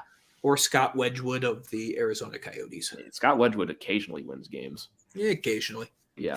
At least you don't expect anything from him. Yeah. They didn't get Wedgwood with the expectation this guy's going to win his games. The Oilers just gave Mike Smith a 2-year contract. Yeah. Yeah. Not good. Av need a goal in the next couple minutes. Here's hoping. And here's Nas an opportunity. Second line, okay. We got it. We asked, and there it is. Boom, baby.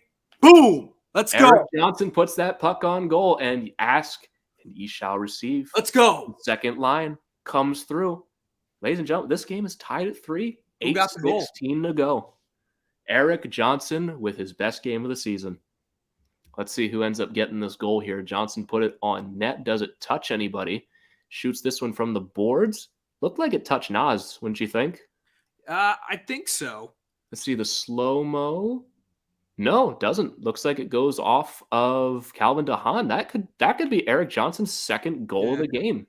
Not to damper the mood here, Jack Johnson left the game with a lower body injury. Oh, my Lord. Yeah, I'm sorry, man. I just saw that tweet. Holy cow. Okay, but the game's tied, man. The game's tied. Yeah, there it is. Mr. Taser saying, dang it, you jinxed it, buddy. Yeah, you jinxed it, man. Let's go, baby. Ray's saying he jinxed it. More fantasy points. 56 people watching. Holy moly. Thank you so much to everyone for tuning in. We really do appreciate it. Yeah, we're having a blast, man. This has been a great hockey game. Johnson's still alive. Need Vegas to win, and Leafs $100 pays $800. Man, you guys play some big bets. Yeah, no, the Leafs aren't even playing tonight. Their game got postponed. Maybe he's talking about tomorrow. Yeah, that's a crazy. I would not want to do a 2-day sweater. No, I would. My whole day would be ruined. Yeah. What a game from the Soda Pod. Let's go, baby. 0-0 Vegas game. 56 people. One more, baby. We just need one more. One more. Needs Avalanche for a $760 payout. These are some huge bets you guys are making. They're definitely using DraftKings. Like $15. Yeah. Yeah, they're making my $20 bets I do look like chump change, man. If you are going to bet, promo code THPN on DraftKings. Blackhawks better come back to make me some cash. Of course you would bet against us. You'd love that, wouldn't you? Yeah, they would. It's okay. It's okay. It's okay. Everyone loses money. It's fine. Yeah. I lose a lot, so. Christian knows a thing or two.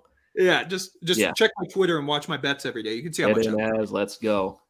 How's it going, Carson? Thank you so much for joining us. Jacob saying that's my job. Already had the Grizzlies, Knicks, Suns, and now got the Avs in Winnipeg for the 7. Okay, that makes a lot more sense. You got an actual parlay going. I thought you meant you put $500 on the Avalanche puck line. Yeah, puck line I don't think is going to happen, but money line to I forget what was the guy's name who had that bet. I forget. It was earlier. It was during the first period. He hasn't been back in the great save by Darcy. Right there. If you lost 4K to the Blues like I did against the Coyotes, oh man, that's brutal, man. That's brutal. Use code THPN on DraftKings to help the boys out. If you don't, I will dislike you forever, Jacob. You're a beauty. You're a beauty. Blackhawks on the way to the Cup. That'd certainly be a story if they did. Is it going to happen? I don't think so. Nah, probably not, but you never know. Yep. Good night again, Mr. Taser. I think your Hawks are doing better when you're asleep. No offense. Yeah, go to bed. You'll be fine. It's like 5 a.m. for you, buddy. Get some sleep. Yeah. Would use promo code, but I'm in Australia, so different bookies. No worries, buddy. No worries. We still like you. Yeah, we still love you. If you ever come to America, though. Yeah, DraftKings all the way. Promo code THPN on DraftKings. Yeah. What a crazy game. Yeah, this has been fun. We haven't had a close game on a Watchalong before. You guys get to see me stress about a meaningless regular season game, but I am stressed right now. Oh, man.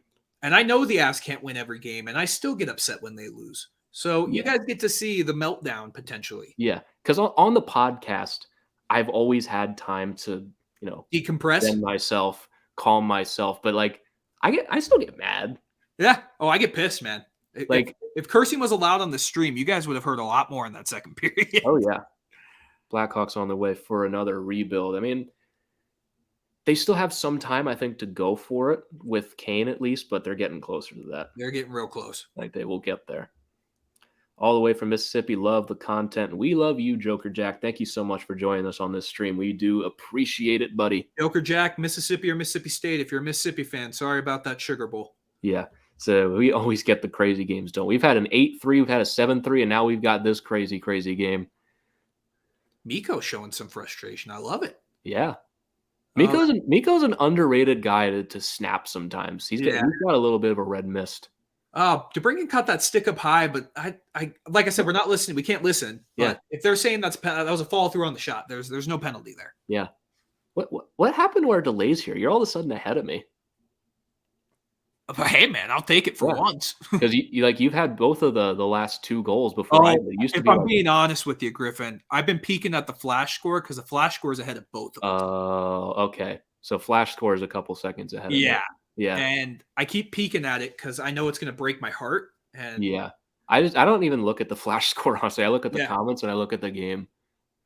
See, when was the last time we were on the channel? It was for the Avalanche and Rangers game in New York, the first one. That feels like an eternity. That was an eternity ago. I mean, let me pull up the schedule real quick. When even was that? It was mid-December, December 8th. Yeah. So it's been almost a month. We were going to do the Boston Bruins game on the 23rd and the Vegas game on the 27th, but obviously both of those got postponed, so we couldn't. Yeah. Sadly. We got a power play coming here? I hope. I looked down for a second, and the Blackhawks were yelling at the refs. Hand pass, maybe? Difference. It's the danger of looking down during a game. You're missing stuff. Yeah. I can cash out for $350 or ride it out for the full win. Christian's the betting expert here. You can give him that advice. Oh, God. He put 100 on it and you can win 200? Fuck it, man. Ride it. Ride it out. Pardon my French.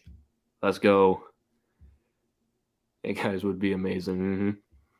Hope Chicago wins. We'll see. We've got about 5 minutes left in this one. Avalanche are turning it on here. Momentum back on their side. I just sub, and I love this stream right now. Carson, you rule, buddy. Thank you. We appreciate it. Taze to his hometown, Winnipeg. I mean, if you guys can find a way to afford that under the cap. That'd be an interesting trade. That'd be an interesting one. Taze that shot, saved by Marc-Andre Fleury. Now the Avalanche have found it again. Yeah. This is looking a lot more like this is looking a lot better. Shots on goal, 27-26 still for Chicago. Oh, Fagio, you're totally right. We were on the King stream with Isha a couple nights ago. I was talking about one with just me, but that was an Isha stream that we joined in the third period. Yeah. I cashed out. I would have won $1,500. Yeah, I don't disrespect it. I would never put that much money on a bet because I have bills to pay. I just can't afford to do that. But you made money, and that's a win. Yeah, it's not. You're never losing when you make money. Yeah. At the end of the day, if I ever made a big bet and I had a chance to cash out for big money, I wouldn't have the spine to keep going. Yeah, I don't think I would. But I would hate myself more if I lost all of it than if I lost some. Exactly. So even if the Avs win, you know you lost a little bit, but you still made $200. You doubled your investment.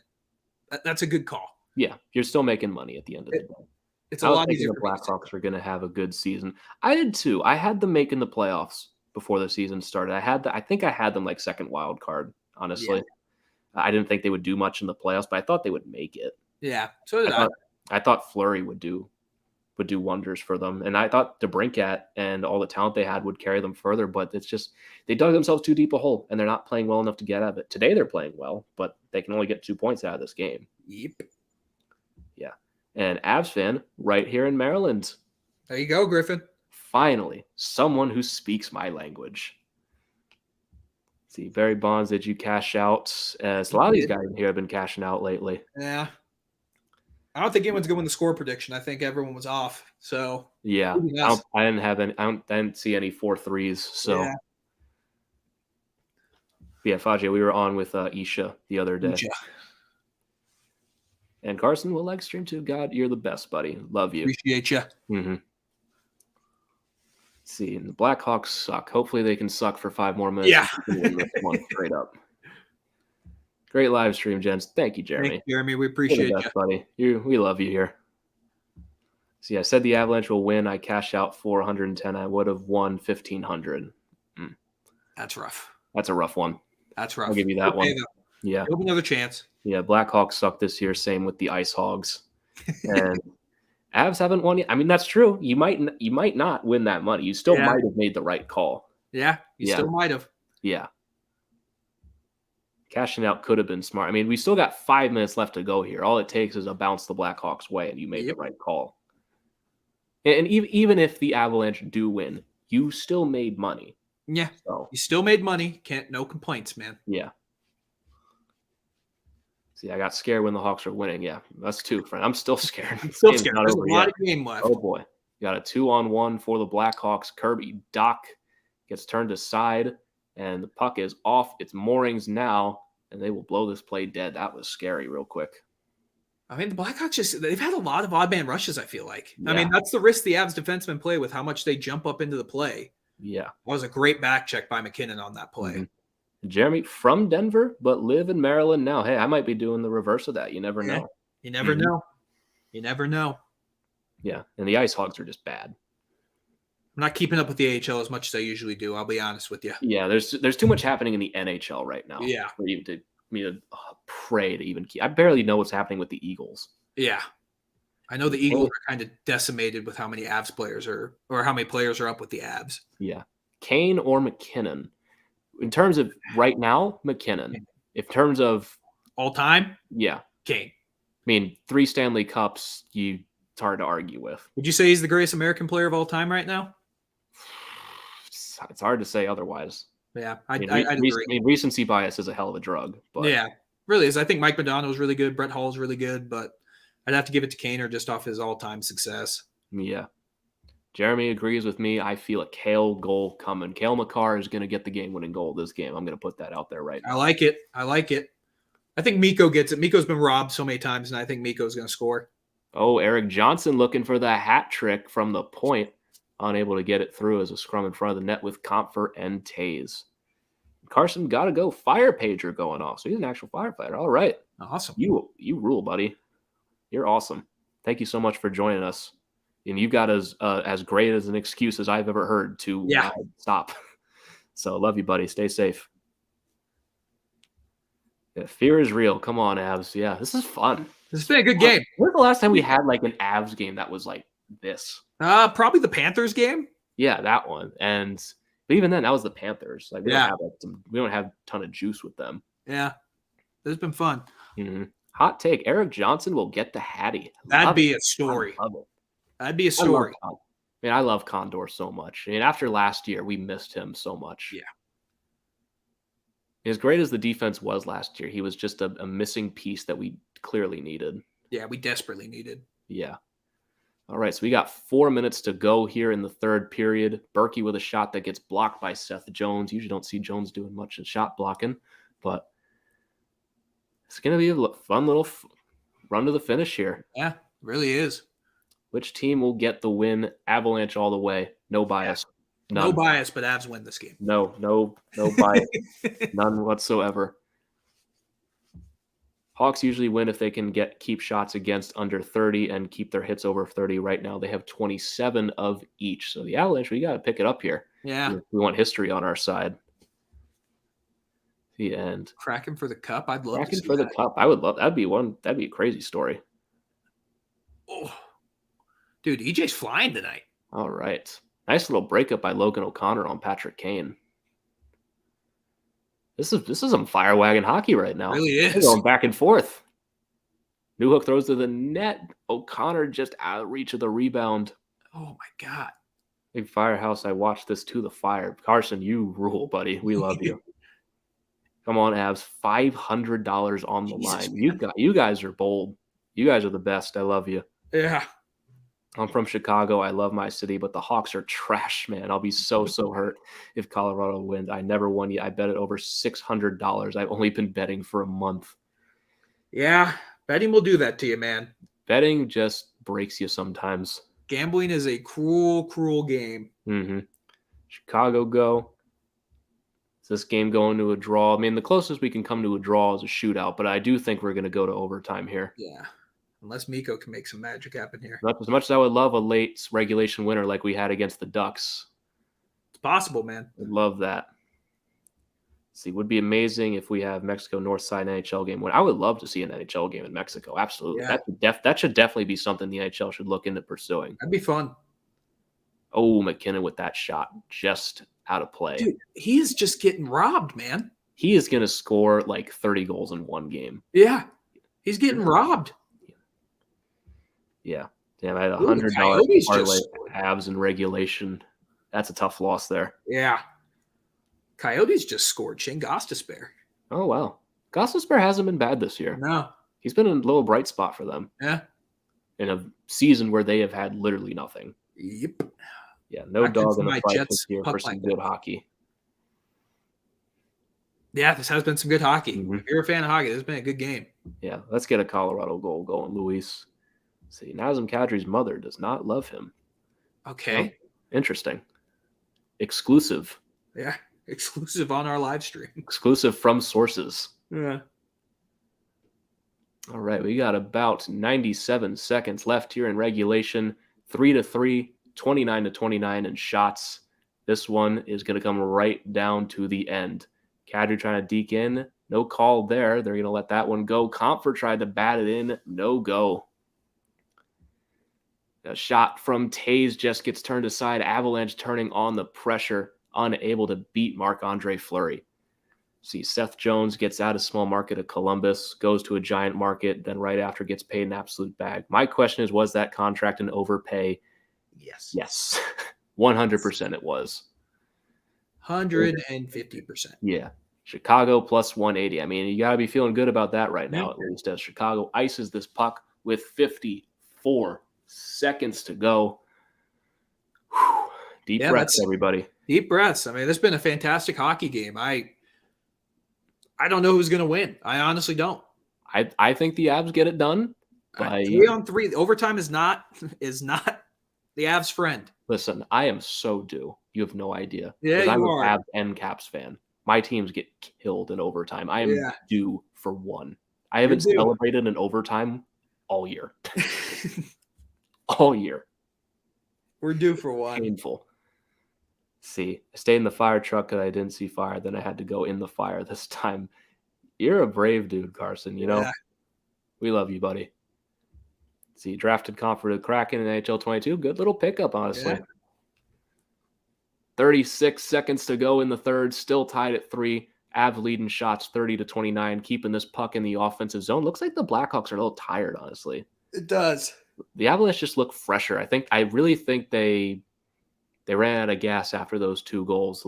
Big momentum dump. Yeah. I think it's pretty deflating to have that goal from Johnson go in. Yeah. Especially a team with some fragile confidence right now. Yeah. All right. 10 seconds to go. Berkey with the puck. Let's see if we can get a miracle here. Doesn't look like it. Third period done. To overtime we go. Saved by Kemper right at the horn. I almost spoke too soon, but both teams get a point. 3-3. We go to overtime. I've always said this, man. If you're going to lose in overtime. It's what the Caps have done great all year. When they lose in OT. Yeah. And if you're going to lose in overtime. That's the best place to lose. In big picture, lose in OT. Short picture, please don't do that tonight. Yeah. Please don't lose. We want to have a winning record in our streams. Yeah. Who's winning money tonight? I mean, a lot of people have bet the Avs. There's a lot of money on the line here on this live stream. A lot. Yeah. We're talking like a couple $1,000 Yeah. if we're combining all the money people have said they've put down tonight. We're There's talking a lot of money on the Avs. Rents Avs and and mortgages OT, are on the line absolutely. right now. I have Blackhawks for plus 2.5. Should I be good on that? Yeah, you're good. Oh, yeah. You won. You already won. You're done. You made your money. Let's go Hawks from Carson. Carson, you've earned the right to cheer for someone else. We'll let you get away with that. Jordan already hidden. Wish I could watch. Stay safe. You too, buddy. We love you. Thank you so much. See, roll Hawks. OT time. Make sure don't bet much on hockey. Making sure. Remember when Landeskog almost left? Y'all must have been shaking all day waiting. I was worried, honestly. I was worried, but I also knew we would keep Saad if we lost Landeskog, so I was kind of coping with that. Yeah, and we need Landeskog, as we've seen. He's been fantastic this year. Yeah. Chicago's better in OT. I think they are. Honestly. I agree. I think that's just an objective fact. Yeah. That Chicago's better in overtime than it's such a strange thing that the Avalanche suck in overtime, especially McKinnon. McKinnon sucks at overtime. Yeah. He has a lot of turnovers. He does. Yeah. He does. Taser Bergeron, I'd go Bergeron for sure. Yeah. It's happened so far in this game. We got Eric Johnson tying up this game, 2 power play goals for Chicago early in the period, and now we go to overtime. Brown Bros saying, let's go Hawks. Skiru's saying, I would bet Hawks. And what Taze, Devon Taze, if we're comparing him to Bergeron. Not Devon. My brain's going too fast. Jonathan Taze. I'm so used to saying Devon Taze. Yeah, me too. Yeah. All right. Here we go. Do this, baby. Let's do it. Overtime, 3-on-3 about to get underway. Stressed about. I am so due for an OT winner. You have no idea. Is this where you miss Big Val? This is where he's shockingly great in overtime. Yeah. All right, Avalanche win the draw. Cale Makar has it. We are going to start with Mac, Makar, and Landeskog. Interesting. We're going to race this one all the way in. We'll start this with possession in our own zone. Makar cuts in, shoots it, and it'll go up and out of play. See, let's go to Brinkat for the hat trick. Still here, boys. Love you, Jacob. See, just started. We're about 20 seconds in. OT records this season. Avalanche 1-2. Chicago 6-4. They're a lot more experienced in this arena than we are. Very so hot now. Just got done. Carson, love you, buddy. Glad you stayed safe. Come on, Jets, hold out. My uncle is Alex DeBrincat. Go Hawks. Wow. I can still win 700. Let's go Avs. Let's go Avs and OT, baby. We still got the puck. McKinnon, slowly but surely in his own zone. He'll fire one. Stopped by Marc-Andre Fleury. That's 2 shots in OT so far for the Avs. 30 seconds in. Oh, this game's going to stress me out, man. Kyle coming in saying, let's go Hawks, baby. We got 75 viewers right now. We love each and every one of you who's hanging out with us for this nail-biter of a game between the Avalanche and the Blackhawks. This is a fun one coming all the way down to the wire. Christian, who do you think's scoring the OT winner here? For the Avs, I think it's Mikko. For the Hawks, I wouldn't be surprised if it's DeBrincat. I think if I'm going to pick someone for the Hawks, it's going to be DeBrincat. I think Cale Makar gets this winner, though, for the Avs. Okay. Mm-hmm.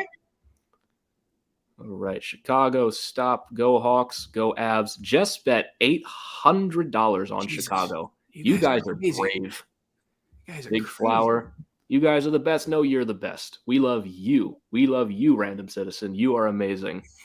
Chicago, let's go Patrick Kane. God, and money on Avs. There's a lot of money on the line here. Brinkat almost does get that hat trick. And the Avs will get that puck back. We are a minute down in overtime. So far, we got Makar, Rantanen, and Kadri on the ice for the Avalanche. DeBrincat, DeHaan, and Kane for the Blackhawks.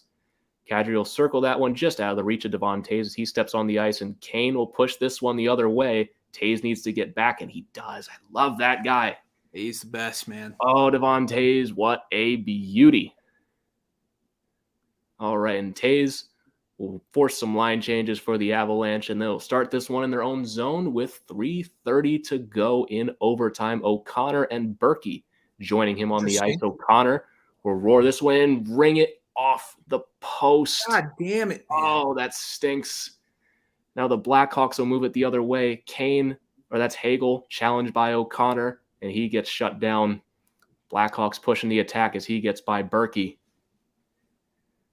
Now Tays will retreat all the way back to center. This is a tense overtime. It really We're is. watching so many caps overtimes. This is so much better. Tays with a nice move, gets around. He rings it off the bar too. Oh, baby. All right, we're even. O'Connor gets it to Kemper, and he will cover. O'Connor rings it off the post, and Tays rings it off the post. Both teams with a chance to win it.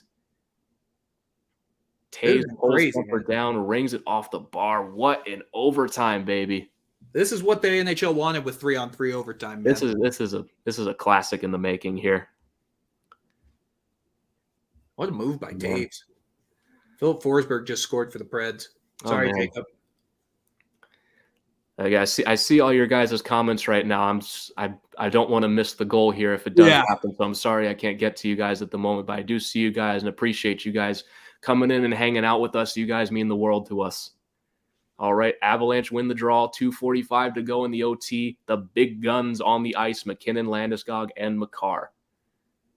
Now McKinnon's got to get some kind of overtime. He's got to get some. He's got to. I mean, Kane and Tays have dominated this one so far. Yeah. We need our big guns to respond. It's good defense from the Hawks so far. Let's go! Let's go, baby. Let's go! Makar. Let's go, baby! What did I say? Woo! What did I say? And the Avalanche get the job done. Cale freaking Makar. 4-3, the winner.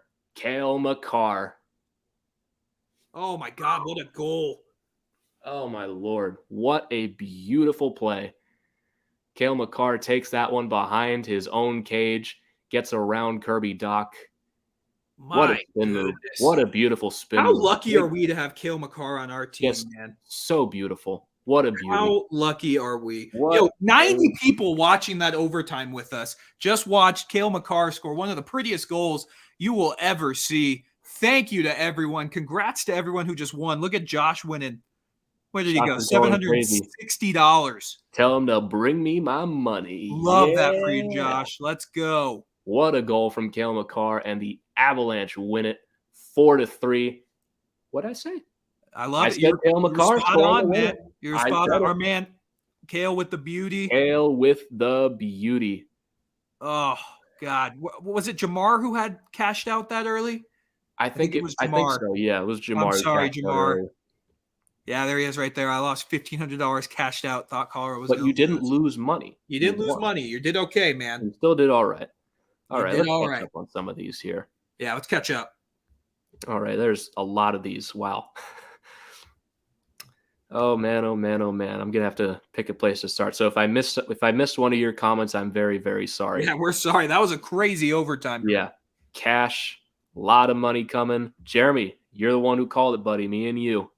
Oh my geez, 91 people. Bring me my money. Colorado.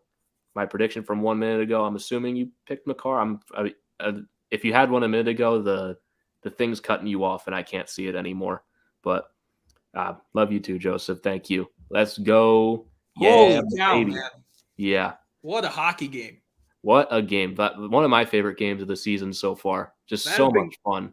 That was a great hockey game. The Avs battled back. They went down early. I thought they were going to lose this game. I'm going to be honest with you, Griffin. I thought they were going to lose when they went down 3-2. I said at the time, we still had a chance. 16 minutes to go. As long as we turn it on, and we did, we'll get the job done. We got a lucky goal from Eric Johnson, but you need those. This is why I said this was a punk test. Test of your mettle. You got the job done. Got the job done, man. You got punched in the face in the third. You found a way to get this game tied, and Cale Makar reads Kirby Dach like a book, breaks his ankles, and goes upstairs on Marc-Andre Fleury. Beautiful. Ooh, that was great, man. Yeah, still need Winnipeg to win. Just won $400. Yep. People in the comments were saying Makar was going to score. I did too. Jets win. I get $3K. You guys are rich. I lost $1,500 cashed out. Thought they were going to lose. Still won some money, though. Still won some money, man. Hell of a game. Going to activate broken ankle on my Makar X Factor. He just did it in real life. 1-0 Nashville over Vegas. EMS call. Got to go. Thank you so much for joining us, buddy. We Thank you for your service, too, my friend. Mm-hmm. Today's actually not my day. 1 bet, 1K loss. Now 800 again. I have those days too, man. Don't worry. It sometimes gets better. Sometimes gets better. Yeah. Why lose money? This game not finished yet. One bet. I predicted this. See my previous post. I believe you, buddy. I totally believe you. It's just the thing that shows me all the comments. I tried to scroll all the way up, and it would cut off at a certain point. Jamar, you crazy. Thanks, man. See, good night. It was a good night. Never cash out on overtime. Have a great night, boys. You too, buddy. Thank you so much for joining us. We appreciate it. And we did call it, Jeremy. We did. Got it. We had the feeling. And Griffin, we were right. on it, man. Cale Makar, he was skating like a madman all game. Yeah. It was only a matter of time. In 3-on-3, matter of time before he breaks someone's ankles like that. Career high 14 goals for Cale Makar with majority of the season left. 5-4. Thanks to you and Christian. Thank you. Thank you, buddy. We appreciate it. Yep. Baby, come on, Avs. What a day. Yee-haw buzzing. I love it. I'm buzzing right now. I'm buzzing right now. I have a lot more choice words if I wasn't live. But better team won. I mean, Chicago, they deserved a win in this one too. They deserved. But the Avalanche, they came back and stole it from them. You need to do that every now and again. It's what I said once we were down. And it's a punk test. Test of your mettle. And we found out what the Avalanche are, and they are capable of winning games that they get punched in the mouth in, which they were not able to do against Vegas in the playoffs. Yeah. And Nashville just scored again, 2-0 Nashville. Wow. Wouldn't have seen that one coming. And like I was saying, the Avalanche last year never really got punched in the mouth all that much. And when they did, they kind of just rolled over and died. Yep. This year they aren't. This year, 2 games in a row coming out of break. We were down 2-0 against the Ducks. And today, give up 2 goals in less than a minute to the Hawks to go down in the third. You come back and win both.